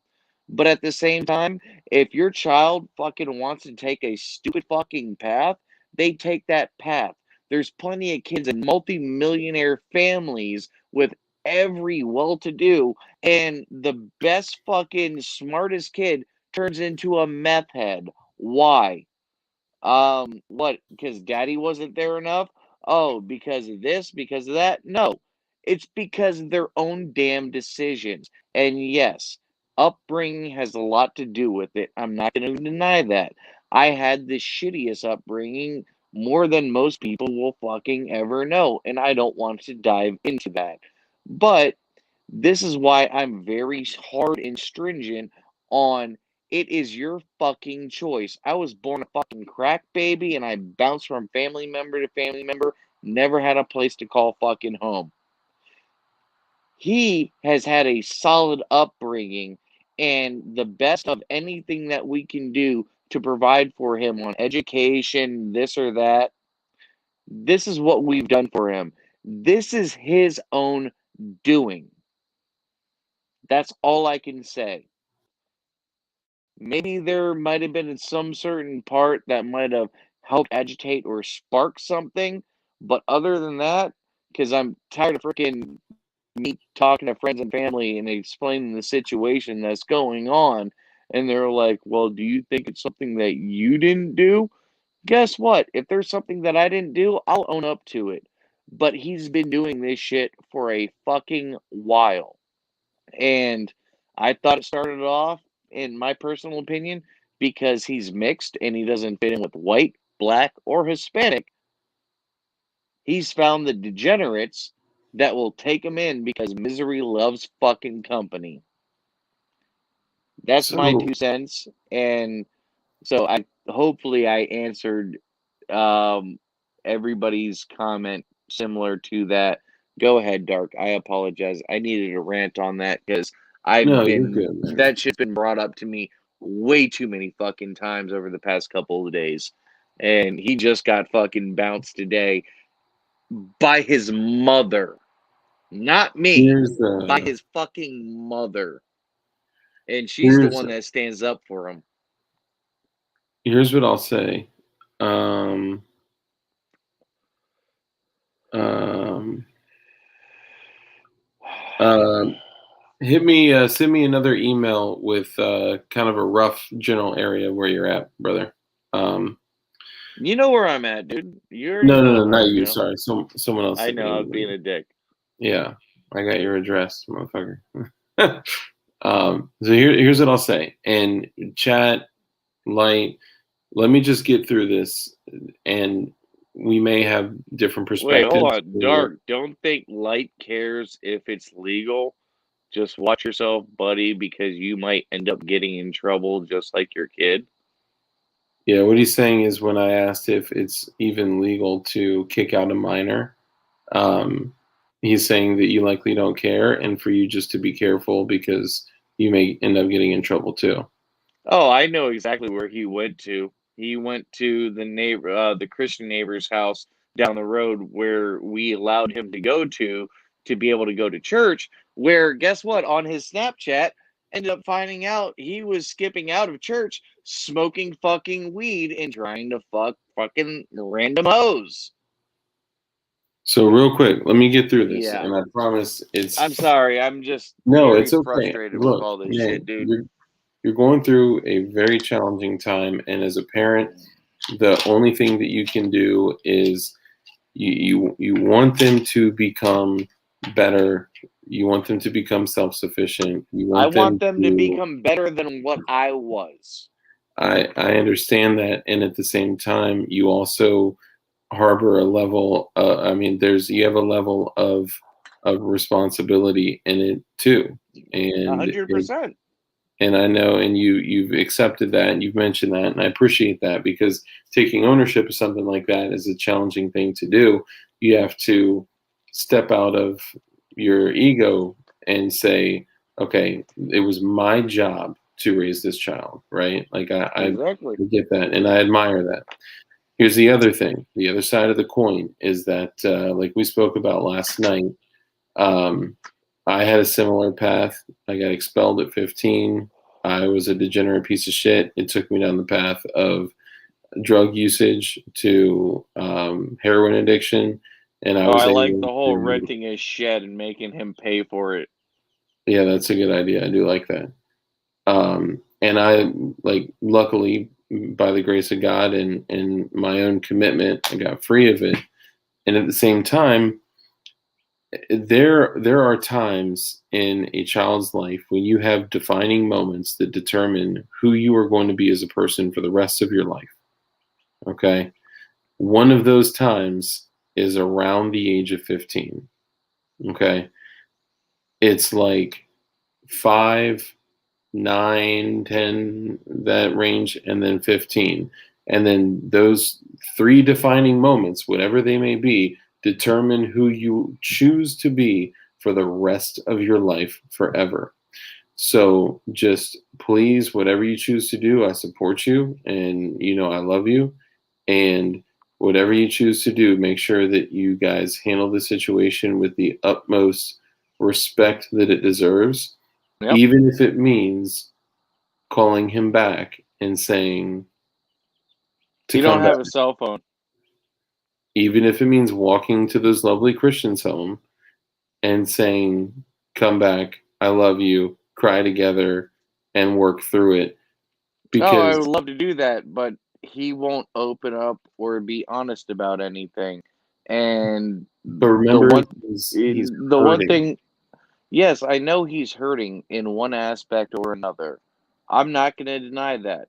I've been through the suicide phase multiple times, and it never worked for me. And they were surefire attempts. I've had my darkness, and I will never go through that again. But I'm also a firm believer in people being their own strength. You don't freaking reach out to God to become stronger. You reach into yourself. You do for yourself. And, if you want to say God the creator, whatever, I'm not a religious person, but I believe in a creator. That is how you show that you have strength, by doing. And I've tried being, took away all electronics, cell phones, this or that. Guess what? All that happens is he finds another way to do something, finds another way, another way, another way. And I tried kicking him out maybe a month and a half, 2 months ago. And my wife, his mother, said, no, no, you can't do that. Well, guess what? I'm not going to say it, and I'm not even going to imply on the shit that I've uncovered on his electronic device that literally can have him locked up and hemmed up for multiple years. Just one thing. He's also got two, maybe three other things on there. He's not a bad kid. But the problem is the social media, the fucking Snapchat, fucking Signal, all these other apps where they think that they are completely, everything just disappears after you send it. Well, why are you saving these videos, these pictures? Well, guess what? You get caught with a weed pen in school, and they think you might have something to do with distribution of these pens in school. They're going to unlock your phone. And when they unlock your phone, they're going to find some extra shit. Do you know? And I'm trying to word this wisely. If you at 15 years old have relations, or a girl that's also 15 in your school sends you some picture some pictures, what's on your phone? Something that will charge you for an adult crime that will stick with you for the rest of your life. There's no expungement. Creepy. Just giving heads up. He's dealing with stupid shit. This extra stupid shit can end up getting him hemmed up on multiple adult counts at 15 years old. And he's not a gangbanger. He's not a fucking dumbass. He's just skipping class to smoke weed with his friends in school. And also when he goes to the church group that the wife was adamant that he was still able to go to. And I'm like, no, I know that's a bad crowd. Because guess what? I went to church group once or twice in my life, and I ended up finding out they party harder than fucking the people I normally hang out with. You know where So, I met my first distribution connect? church, Church. Yep. pastor's kid, No, or the actually, deacon's kid, or somebody that was a high member in the church. no. Back when I was a kid, Timberland boots were like everything. If you had Timberland boots, you were the shit. If you Dude, had a okay, bunch of Timberland boots, hold on, Dark. You're talking about Timberlands. So, you want to know how you know you were the shit? You didn't have hmm. Timberlands, you had Wallabies. Mm. Oh, you know Wallabies. I Okay. mean, That was Nova was a Timberland area, but I'm familiar with the Wallabies. Um, here's what I'll say. Because what my story doesn't matter. It's not about me. Um, and just let me get through this, and I promise there will be some clarity. So comments, please listen, and light, please listen, because I love you. I love you all, and I know you know that I do. Um, Hey, before you say anything, I let him know. You keep on going down with this path, you're gonna find out what a dick tastes like. So go ahead, Dark. that that may be true. Um, here's what I'll say. He is hurting. When you are hurt, the reason he is using skipping school, looking to smash ass, doing irresponsible things is because it feels good and because it pacifies that feeling of hurt. Okay. Yeah. That hurt, it's very likely he does not know where it's coming from, just like I did not know where it was coming from. And it was interesting, and it's kind of funny But how you things also didn't work have out. social media back then where you Well, had we to do did, just everything not for to the this clout. level. No. We did not have this growing up. Uh, I'm 36. You're what, 34? I'm in my 30s, yeah. Okay. So I had a beeper in what, 11th or 12th grade. Giving you heads up, we didn't have social media like this. We didn't have internet like this. I agree. Not They like are this. all connecting and chatting amongst each other in school, not even doing schoolwork, just fucking going ham on their. Hold on. Let me, in front of my camera. Going ham with their little fucking thumbs. It's all about their social media presence. Do you remember the whole study and shit that was set up where they realized that, wow, with social media, there's a lot more people that feel even lonelier than 10 years before there was social media and shit like that, And that's because people need to fucking feel like they fit in this and that on this artificial fucking group. I've tried showing my son the fucking woods on hunting, on trapping, snaring, camping, you name it. I've tried doing all these things. No, he is falling in line with all the other shitbags, with the parents that don't fucking give a fuck and they're doing their own thing and they're like, well, nothing's coming to my house, so I'm good. Guess what?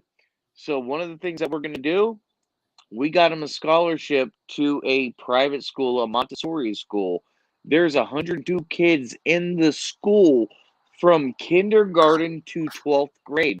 It goes all the way from kindergarten to 12th grade. This is something that we have set up and he's going to be going to. He's not going to pass 10th grade with his grades after the first semester.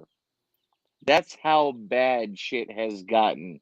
And we gave him the ability to have free range. He obviously had a bedtime. You got to do your household chores, this and that. Do good grades. And you know what? We can handle a little fuck up here and there. No issue. No, He is going fucking above and beyond. He's like Buzz Lightyear, to Lightyear and beyond with this shit. And sometimes it's not the parents. Yes, there's plenty of times when I can straight up say it's the parents' fault. And I will not deny, yes, I could have been there more for him during this time, that time. But how many times if I was there for every time and he still does the same thing? I'm there for him more than most parents are ever there for their own fucking kid. So it's hard to convey without people knowing the scenario. So this is why I'm trying to keep on reiterating a backstory and keep on expanding upon it. I'm sorry, Dark, for cutting you off. Go ahead, brother. I'm shutting the F up now. I just put that comment on screen just to be silly. I'm looking at the comments right now. It said I see a lot of love in there. it said Sub let Dark to Dark. share his point. Wait, what? Oh, that's the sub to my Dark Mavis channel in case we get nuked. What was the thing that you posted? I put this up there. Here's the 3 points, and this is it. My point is that he's hurting, and these are the only things that make him feel good right now. He doesn't even understand why he's hurting, and it may be a very long time before he does realize that. Hold on one second. Kimball is No. talking about he gets wasted on a weekday. Do you expect your kid not to try to want to get high? Mirror reflexes. I don't smoke weed. Giving you heads up. I have nerve damage in my neck, and none of the pills help me out. And yes, at night when all my kids are in bed, I do drink to be able to help me to be able to go to sleep. So whenever I flip from side to side, I don't wake up screaming and just kill my sleep because these pills that Workman's Comp has prescribed me basically put me into a coma where I can't wake up. And as a adult, I need to find a way to be able to take care of my kids. So I'm going to try to figure out a way to be able to negate the most amount of pain I can and also be able to go to bed. So it's one of those where I'm not going out fucking smoking weed, any of that shit. I don't play that fucking game. I used to smoke back in the day. I don't do that shit. And I don't like taking pills. But at the end of the day, these pills put me into a coma for at least 12 hours. So if I take a fucking pill at 10 o'clock, that means 10 o'clock the next morning, I wake up. That's past the time that I need to bring my kids to their school. I have my own issues. No problem. I have no issue with you throwing out shit like that, but I'm reading the comments. I probably shouldn't. But there's a lot I'm of good owning up shit. to my own shit. There's a lot of good shit in the comments, and I would actually recommend going back through and reading back through them later because you may find like I never go back and read through the comments or ever rewatch a video that we've ever recorded or a podcast that we've ever done. I don't do I that. understand that, and this is a unique situation, and I'm just giving everybody in the chat the understanding, and I'm not being a dick, and I can understand what you guys are saying, but I'm not trying to defend myself. I just want to be able to make certain points so you understand where I'm coming from. So, because I know everybody has an opinion because they're on the outside looking in, and I have no issue with that. No issue whatsoever. That we shouldn't pass judgment, and I love you too, Kimball, but we shouldn't pass judgment on you're kicking him out for smoking. You drink. Well, that's not it. Number one, there's a lot more to the story than that, right? And a lot more to the story that we can't and probably shouldn't get into on live stream. But hey, Dark, hold on one second. I just put back in the chat. For the close the poor chat. human people, I still what have are not gotten past the wallabies? first point. Wallabies are like a moccasin Timberland, and that was like legit, like hardcore, like the Gucci flip flops back in the day when people were like rocking Timberlands. This is what real freaking New Yorkers and other people, in this certain mindset would rock. Wallabies. They look like a moccasin, but they're like a Timberland boot. I'm sorry. I just saw that, and most people don't even know about Wallabies, and somebody actually asked. You're good. All right, now I'm sorry, close the man. chat and Don't listen to close the Dark. chat. Okay, all right. I'll close the chat. Yes, I'm sorry. Just for now. Just for now. Okay. I It'll know. be there forever. I never Promise. watch it until now, where I'm like expecting people to tell me I'm a piece of shit dad and all this other shit. I'm You're just not, man. You're getting a lot of love, dude. I've had so many fucking family members and this and that like come at me sideways today and over the past couple days, and I've explained it, and once I've finally explained it, they're like, all right, dude, you know what? I ain't got shit to add to this fucking, my bad. It looks like you're actually doing your shit. My brother, the one that everybody calls a fuck up, the scumbag, the gangbanger, this is that. He's the one that narked on my fucking son because he told me, guess what? When I had my dad was a piece of shit, and he never looked out for me. He never stood up for me or wanted better for me, this or that. He was focused on smoking crack and yada yada yada. And anytime something bad ever happened or this or that, my boys would always say, "Yo, let's go smoke some weed. Let's go drink. Let's do some hood rat shit." And my brother, the one that everybody says is the fuck up, is the one that came out and ratted out his nephew and said, "Dude, straight up, I wish I had a father like you, man. I'm not even gonna lie." He cried in front of me and gave me a hug.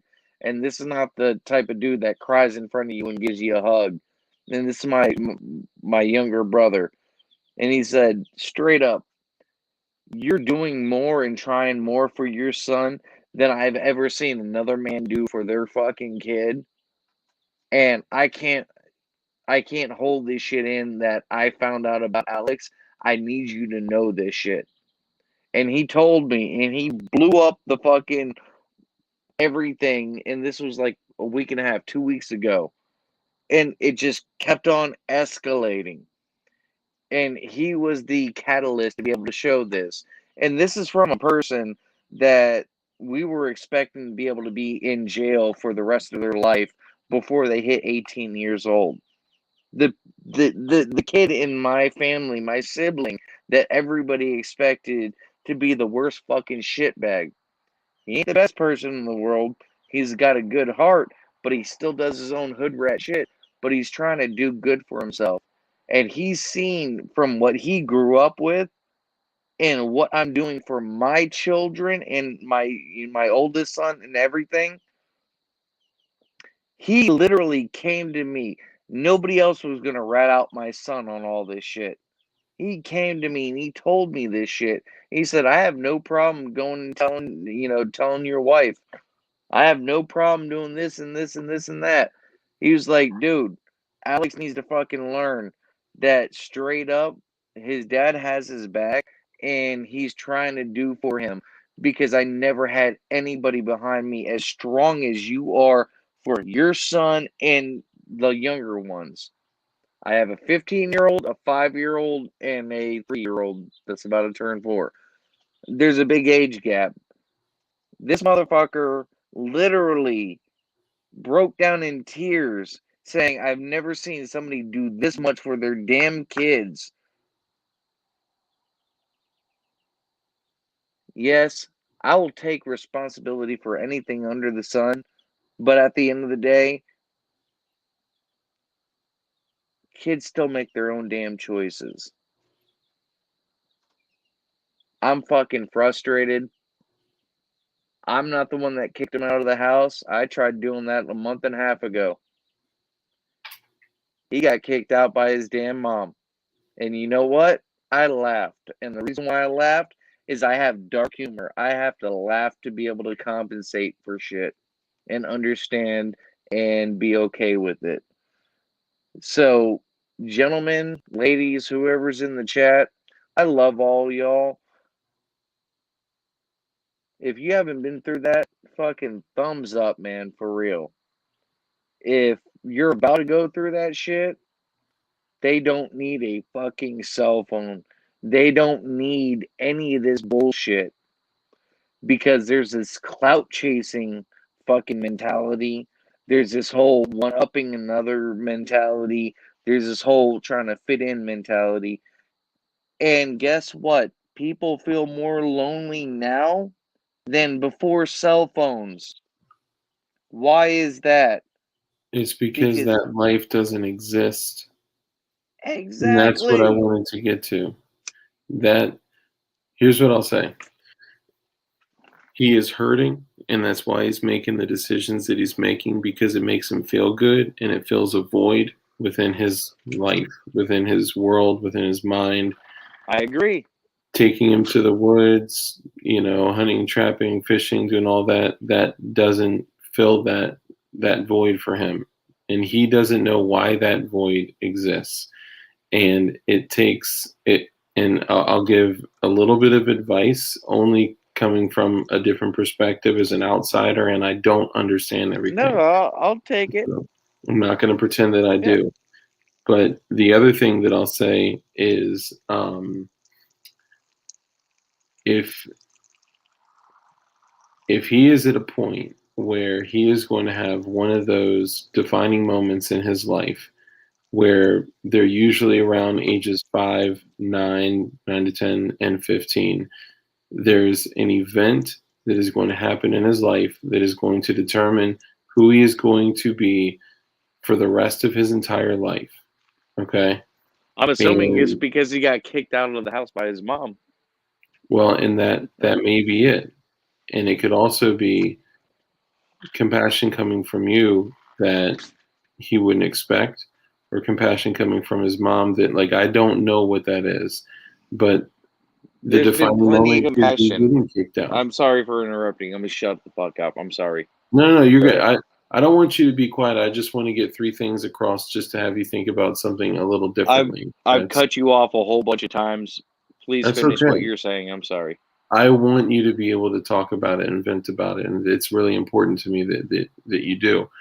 The only thing that I want to say is that if you were to sit down with him and take off your dad hat, okay, and just say, I am going to talk to you as a human being, not a dad, not just as a human being, and only ask questions. And as soon as he comes up with a response, go deeper on that question and ask another question, and go at least three questions deep on what it is that may be causing him pain.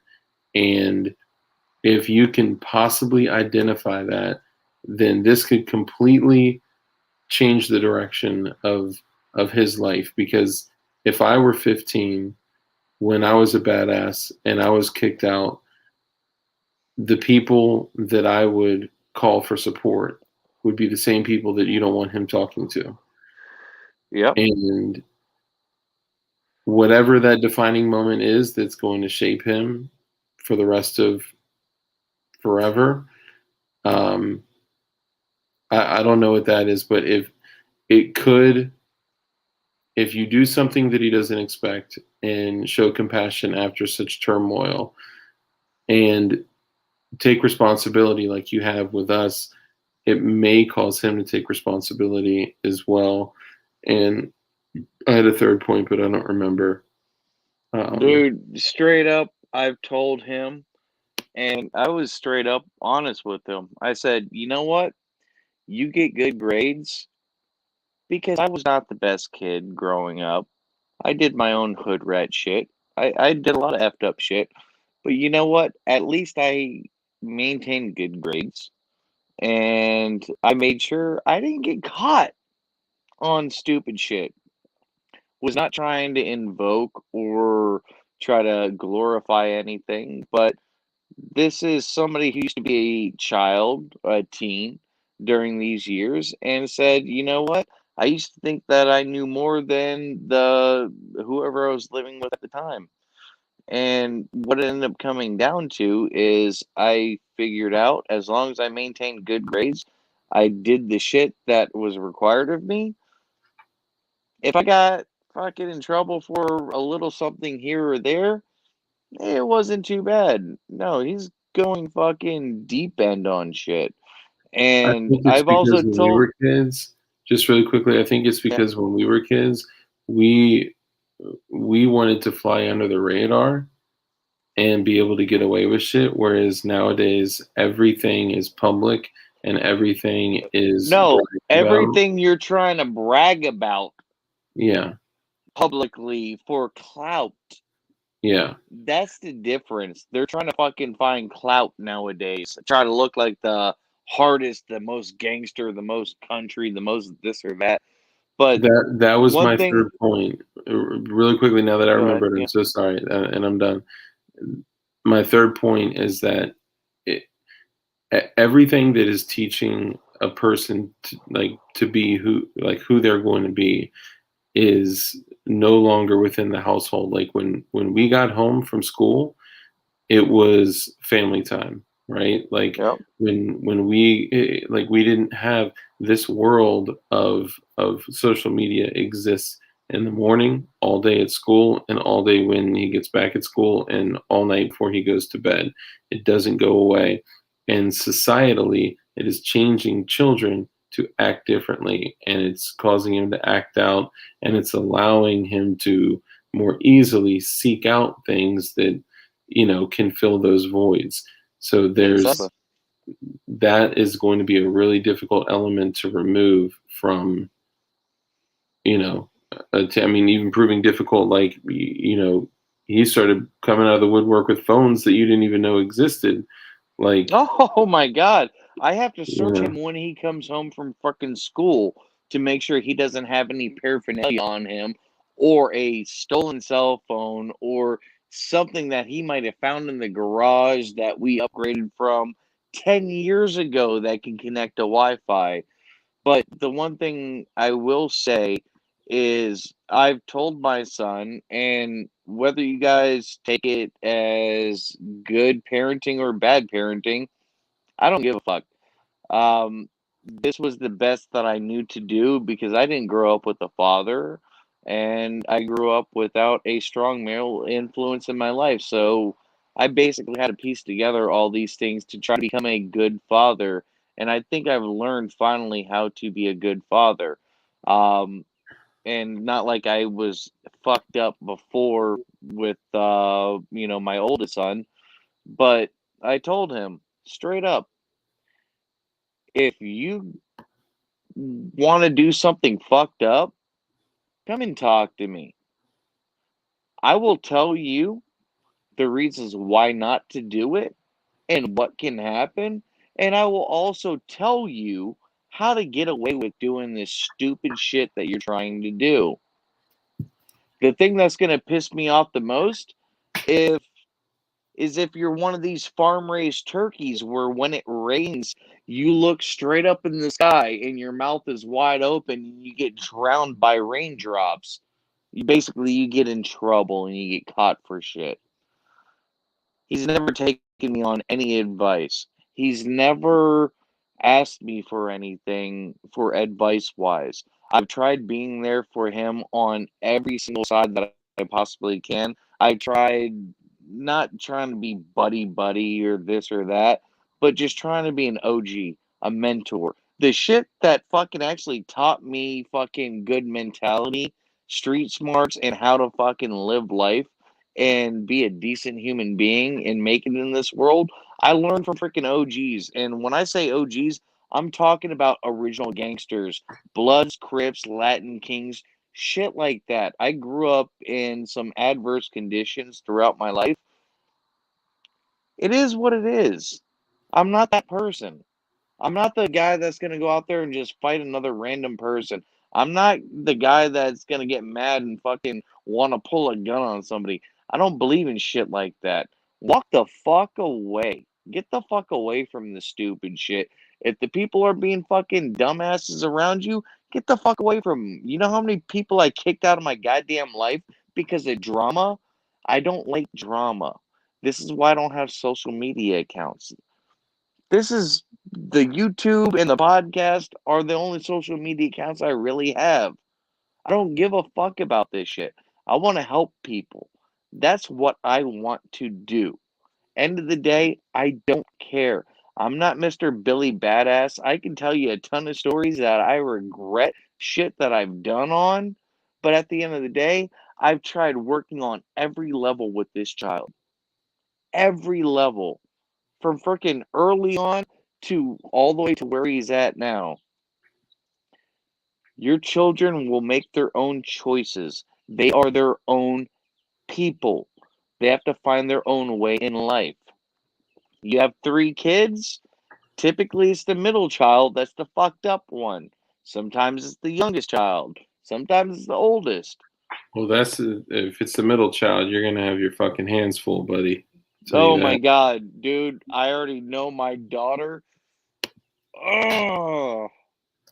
But no, seriously, what I'm saying is it doesn't matter what generation your child is, first, second, third, fourth, fifth, sixth child, whatever it may be.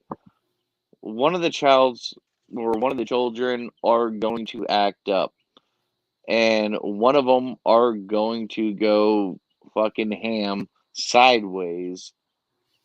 And no matter how much you do to prevent that shit, and how much you try to bring in counseling, this or that, he's going to go to a private school. His godfather is actually going to be paying for it.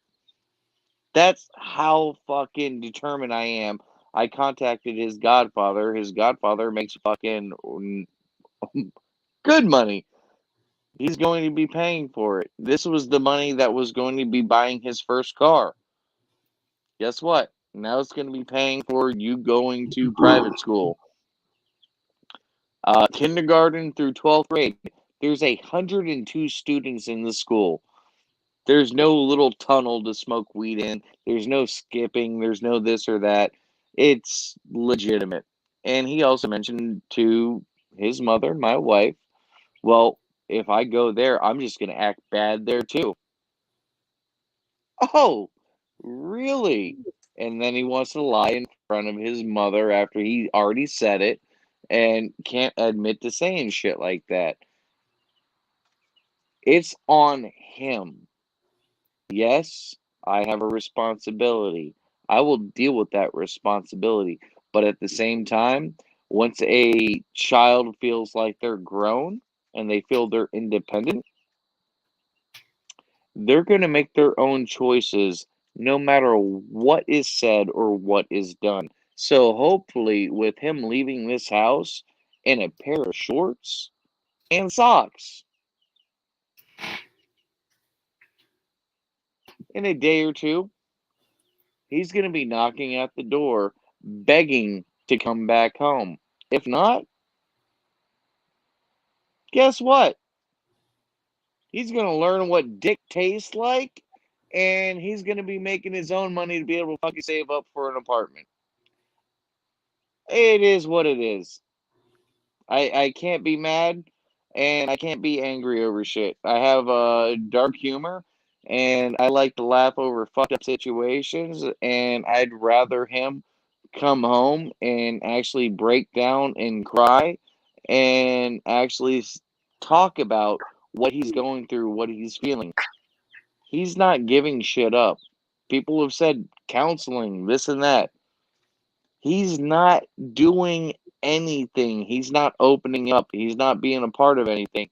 He's thinking he's being cool by fucking being strong and not fucking saying anything. He's in it for the clout, and he thinks him acting like a fucking weed dealer and fucking selling his shit in his fucking room that he's been bought by us and shit like that. for cartridges and being a middleman where he doesn't get paid for anything that he hooks up that makes him look cool. But it's all about Instagram, Snapchat, and social media. So he needs to fucking figure it out because it's going to come down to a point where it's going to come back into this fucking household.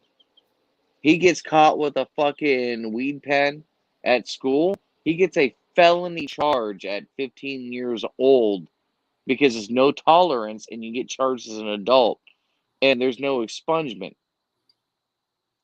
And what household does that fall back on to? My household with the younger children here who are learning and striving and trying to do better. Those children will never have a fucking cell phone until they leave this fucking house. This is one thing that I learned. Cell phones, keep them the fuck out of your kids' hands. Keep them the fuck out of your kids' hands. Because the minute you take that cell phone, guarantee you search them a week and a half later, you're going to find a fucking another cell phone somewhere in that fucking room. And prison search that shit. Toss that fucking room.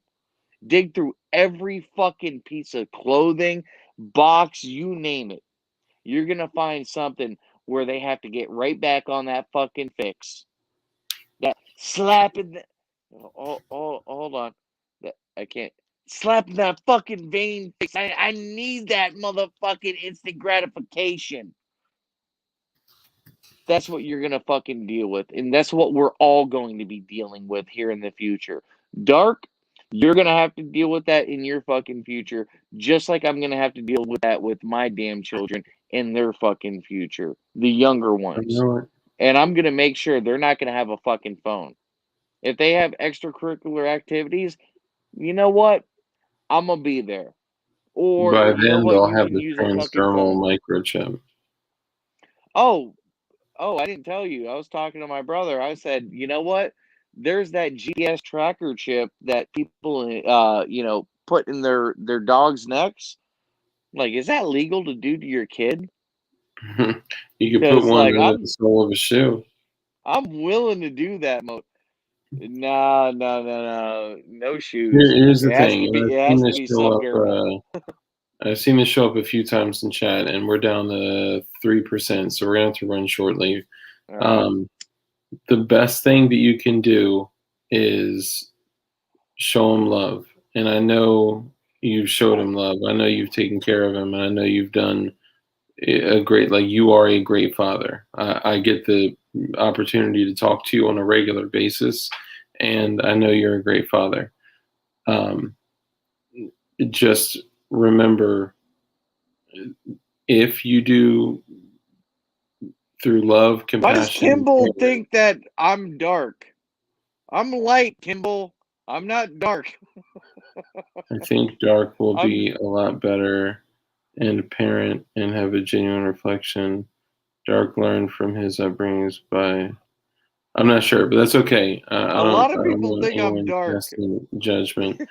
Um, so I think. I'm sorry for cutting you off, man. I just looked at the chat and I'm like, I keep on seeing I'm being referenced as dark. No, I'm. What I'm saying is, if you handle it with love, care, and compassion, and he still makes those decisions, then you know that you have done everything within your power to try to,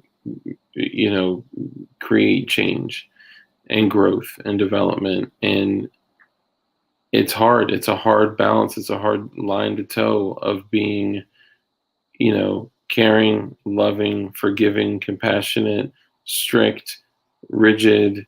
It's a difficult balance, and I, even with a 4-year-old, deal with it. No. But bottom line is that I love you, I care about you and your family, and I hope that you guys resolve this like tonight. I don't want him to have to worry about sleeping outside in another.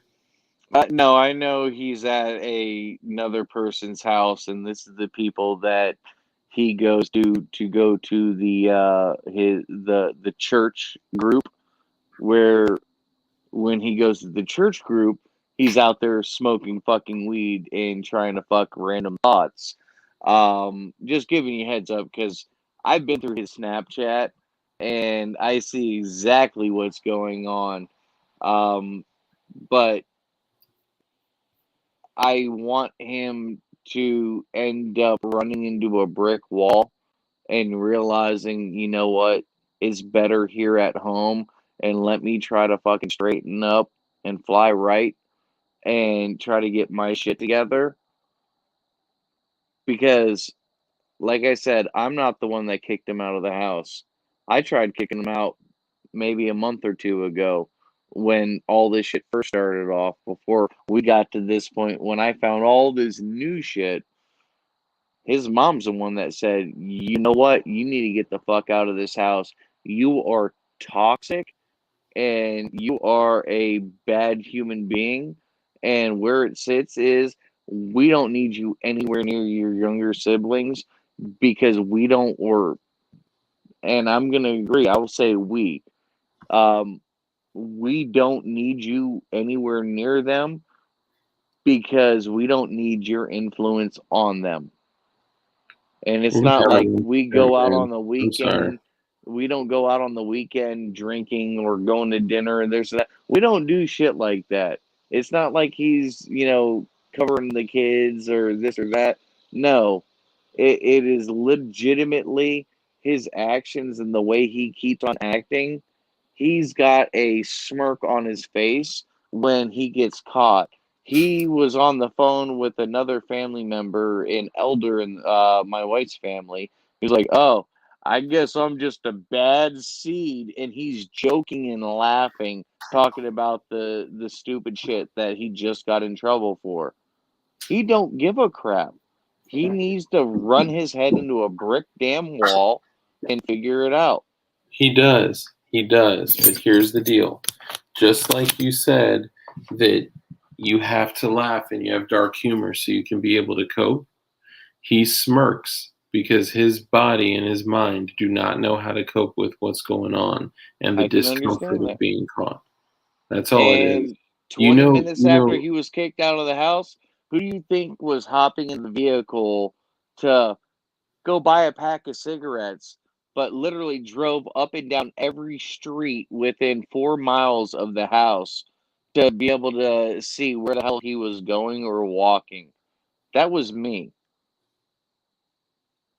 so when I'm so my not comfortable with this grandfather, shit, man. I'm fucking like I'm having anxiety like a motherfucker right now. I'm not really comfortable with any of this shit. I know, and that's And why it's important that you talk about it, and that we do it in a judgment-free zone. Okay, and I know, um, Kimball says, "If you love me, you'll subscribe to my OnlyFans." Um, Kimball, are here's you stepping on watermelons? I like that shit, bro. if um, if Sorry.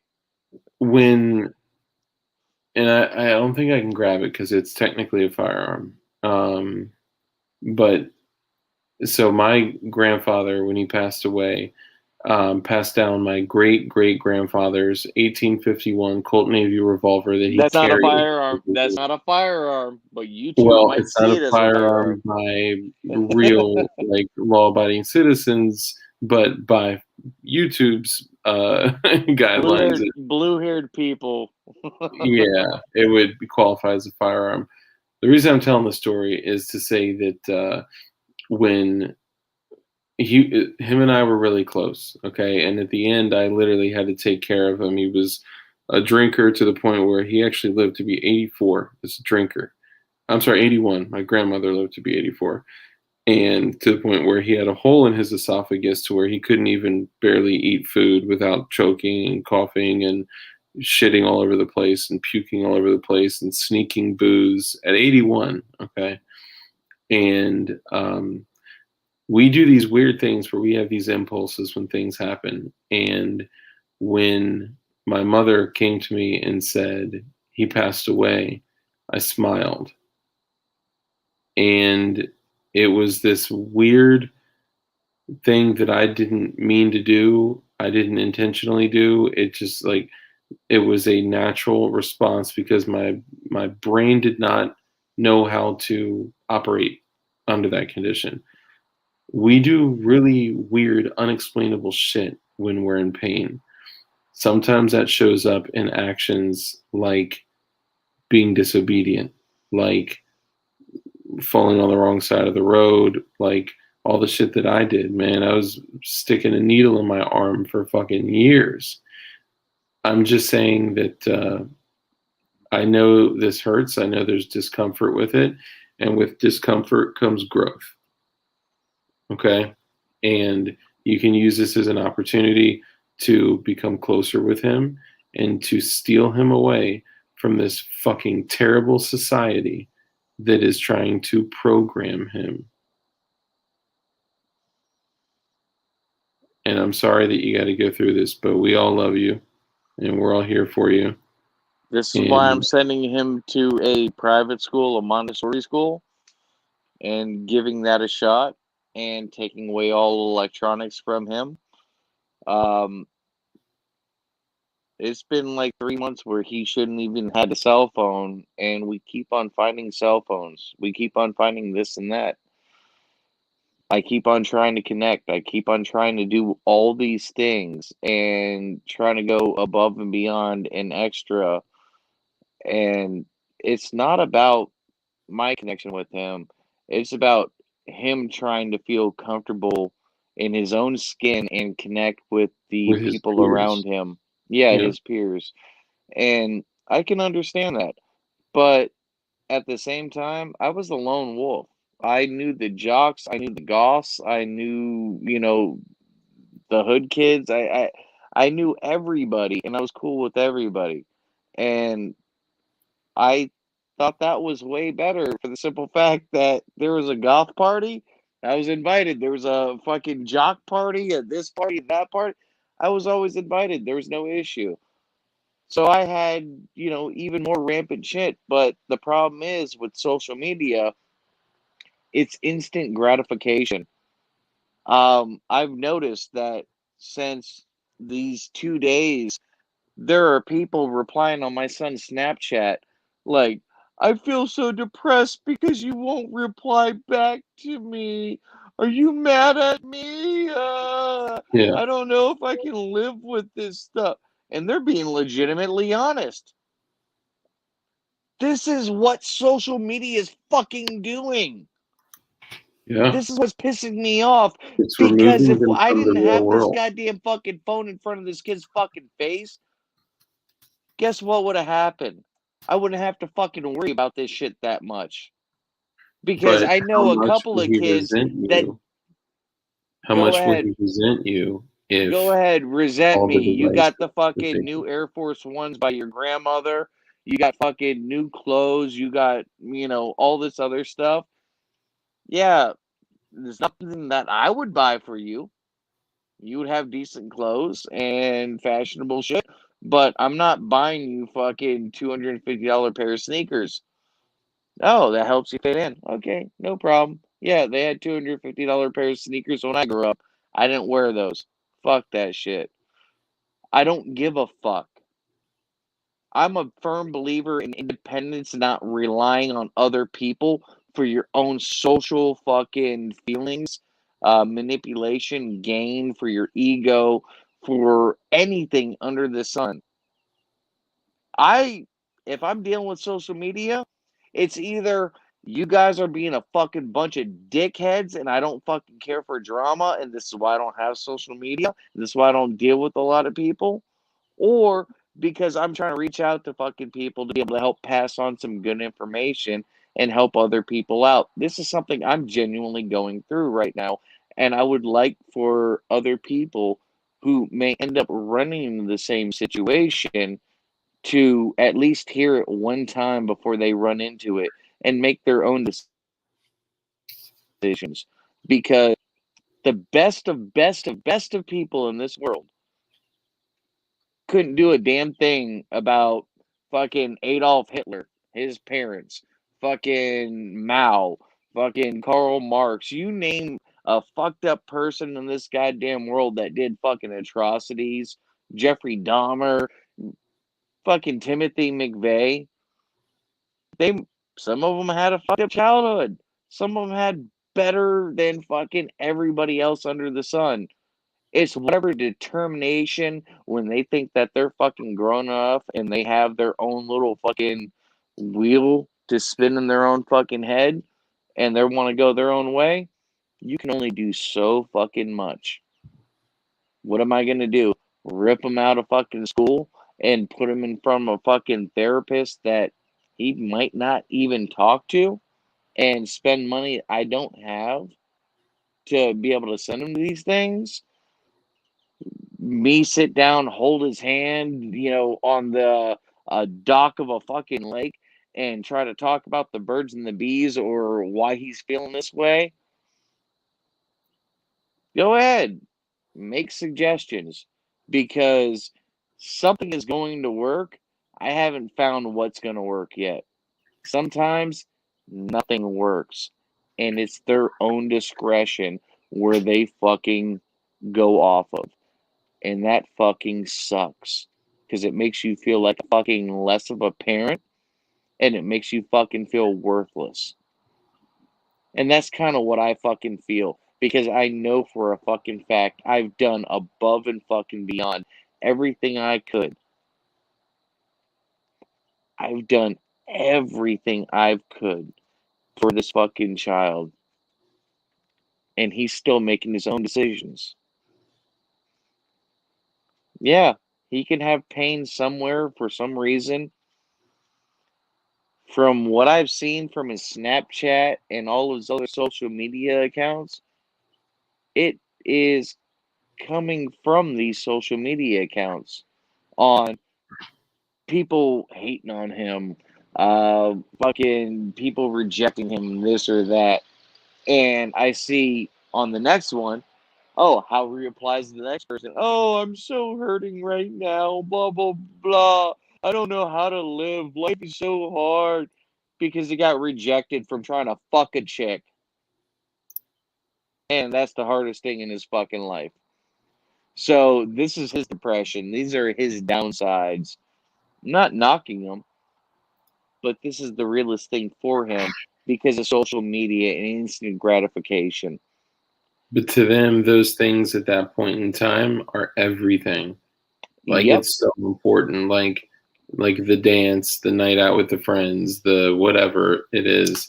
And I think the biggest moment where I realized that, like, where a one question hit me harder than anything else that it ever has, where I had to do some serious self-discovery, self-exploration, and self-discovery, was when I was telling someone that I was a heroin addict, and I had just gotten clean and hadn't really sought out treatment the way that I should have, but I was clean, still am.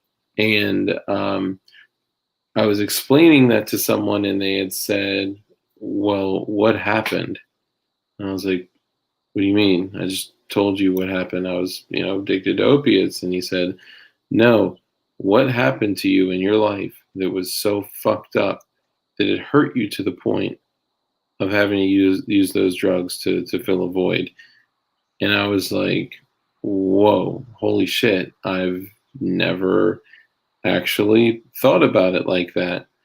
And the thing that he said that you may be able to pass on with care, love, and compassion is sitting down with him and saying, there is a hole inside of you somewhere, there is a hole inside of you, and it's pain and it's heartache and hurt and suffering, and that is causing you to make these decisions. And I do not want you to go down that road because I love you. And then go through asking questions, trying to figure out his perspective, his thought process, his mindset, like whatever it is, like there's something that you guys may be able to find out. And through your questions, he may be able to self-discover, boom, oh my goodness, it's this. and it may unearth an issue that, and I don't know. Like I'm saying, maybe I genuinely don't know. You ask him something, there's nothing to be said. It's only when he's caught red-handed by multiple sources is when he actually is honest and says something. And even at that point, you can't even believe what he's saying. And like I said, I've tried sitting down with him. I've tried multiple times, took him in the woods for, a hike and tried talking to him, father to son. I've tried doing all these things. He does not want to open his fucking mouth to say a goddamn word. And he already knows if you're honest, we can work with shit. If you're dishonest and we're catching you in a lie, you're getting in trouble. I mean, I don't know how to explain it anymore. I've gone through so many different routes. The only thing that we haven't done so far is sent him to a therapist or a counselor. And I Have you just thought have, about waterboarding? dude, you're not allowed to waterboard. If you use coffee or Gatorade. Sans Cola, no, that's all too expensive. You have to use like some cheap Winn-Dixie kind of shit or Kroger's cash and carry. But yeah, like the 2 liter, if it's a 2 liter, it's cheap. Yeah, It's not waterboarding at that point. that's true. I'm sorry, guys. We gotta cut it. Dude, Gentlemen, hey, in the chat, thank you all so much for saying something. I'm not mad at y'all, and I know you guys are walking into it and not knowing what's going on my side, but I've tried so many different methods and everything else under the sun. Nothing is working at this point, and I would love to do what fucking people did to me back in the day, throw me down on out in Liberty City or Carroll City down in South Florida. If you were my skin color, you did not walk down that street or that town at that time of night. And I learned what it was like to be fucking chased out and beaten and freaking smacked up and still running for my goddamn life. And guess what? When I got to outside of Carroll City or Liberty City, I didn't want to be fucking hood or do hood rat shit as much as I wanted to do before. I will not throw my son into a situation like that because guess what? He could get shot, could get stabbed. I was sent during a time when you would still get shot and stabbed, and they thought it was a good method to try to straighten me up. But I wasn't that effed up as my son is with the opportunities that he has in front of him. And I want the best for him, and I want to be able to do right by him. And if he's not willing to open up, I can't force him to open up. What am I going to do? Freaking threaten him? Pull out, tie him to a freaking chair and start pulling out fingernails saying, "You better tell me the deepest, darkest shit. Why you feel this way? No, you don't want to say anything? Fucking pinky nail comes straight off. Go ahead, motherfucker." What am I supposed to do? I can only do so much if the child will not talk to me. I know, man. And you are responsible, and it's not all your fault.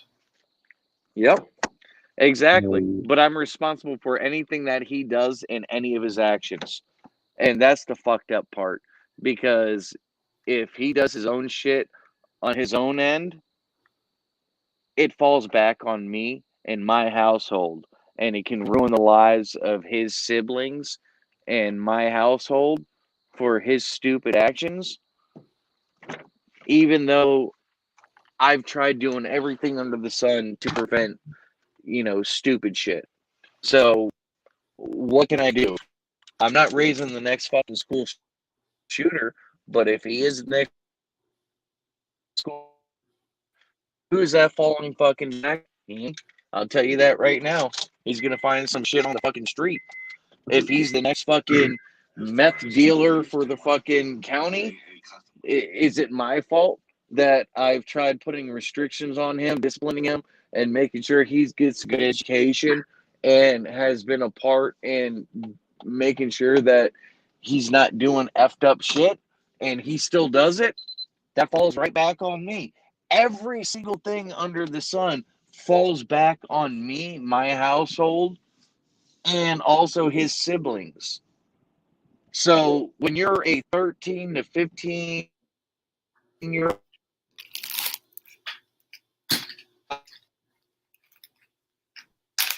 We're losing you, brother. that's We don't still have falling audio. back on your goddamn parents, no matter what. So what can I do if he's not going to talk to a counselor? What can I do if I've tried sitting with him and talking with him? What can I do if this or that? What, I'm going to put my hands on him? I already promised him I'll never put my hands on him ever again. I'll never whoop his ass again. But I also did tell him, if you want to fucking swell up against your mom and try to intimidate your mom, I'm going to beat you like a goddamn man. And guess what? And I will fucking record this and play this in goddamn court. I'm not lying. You do not threaten my wife. I don't care if we're going through a good time or a bad time. I don't give a fuck. That's my wife. I don't give a fuck if it's your mom or not. You don't threaten a woman, and you don't ever threaten my wife. Just remember, and I'll leave you with this, because you said a few times, like, you know, almost like there's nothing you can do. It's up to him. Like you haven't found a solution. I the only thing I would rephrase is that you just haven't found a solution yet. That's it. You know how much work relationships take, and on every level. So do what you got to do. Take care of your family. We all love you, and it looks like we're losing you anyway. So, for all y'all in the chat, just so y'all know, tomorrow we are going to have Armitage on. Armitage is going to be talking about home builds, and he's also got some competition shooting under his belt and some other stuff. It's going to be a really good episode. So make sure y'all are here tomorrow at 9:30 Eastern, roughly, depending on when I can get my daughter down. And yeah, it'll be really good. I'm going to see if I can possibly get Armitage to talk about the bullet hose. And I'm down, Kimball. I'm down. Maybe we'll do another, because when we get too many people in here, it kind of dilutes the stream. So maybe we'll do several. Like maybe this will be like episode 1, and then have episode 2 of building and episode 3. We also have a really good episode that the only way that we're going to be able to do it is going to be pre-recorded. But we're going to have Handsome Joe come back on here, and we're going to do a pre-recorded video about firearms and just some basics, and also the Constitution, and about just about a lot of really good stuff that's going to be valuable to you guys. So Dugan has completely checked out and is spending time with his family, and may never come back. So we'll see what happens there. Anybody, just for all y'all, I'm gonna make sure that he comes back and reads the chat. Okay, so don't worry about that. Anybody have any questions before we bounce?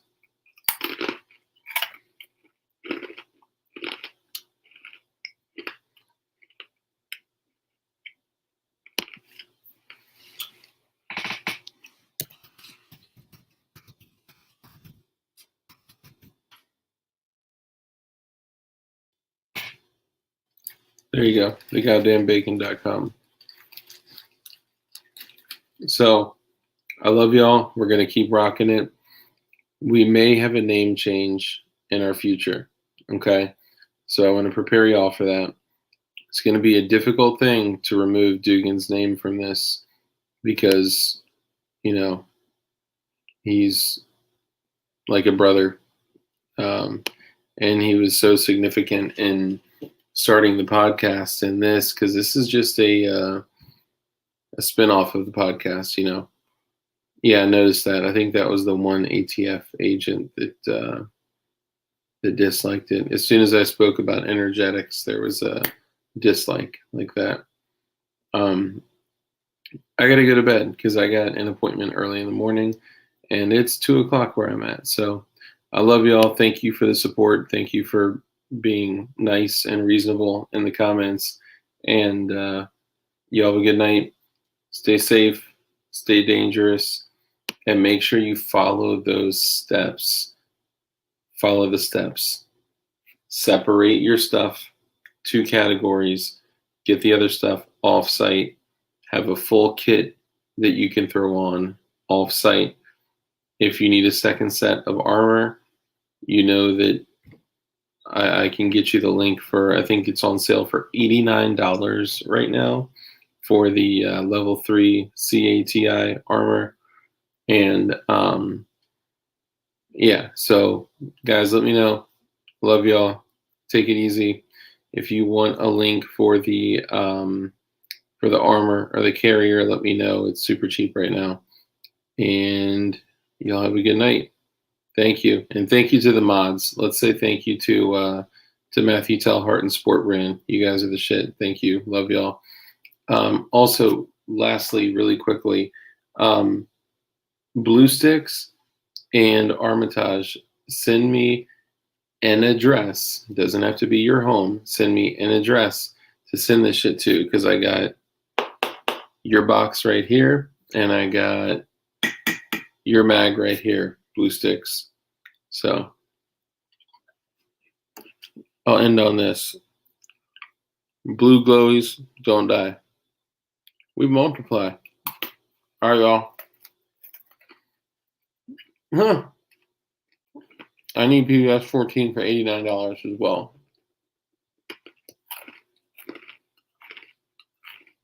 All that moves is easily heard in the void. We will listen for you. Farewell. Peace, y'all. Pray for light. Pray for the community. Pray for our family. Support people in your community. Give away shit that you don't need. Take care of others. That's what all this shit is about. The whole fucking boog fantasy is all shit to get you sidetracked from real life. Okay?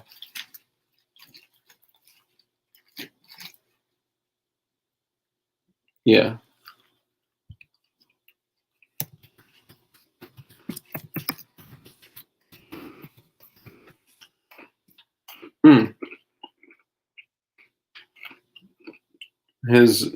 His PO box is closed and his email is deleted. The only way we can get in contact with him is on this phone. And his phone is in a lead box.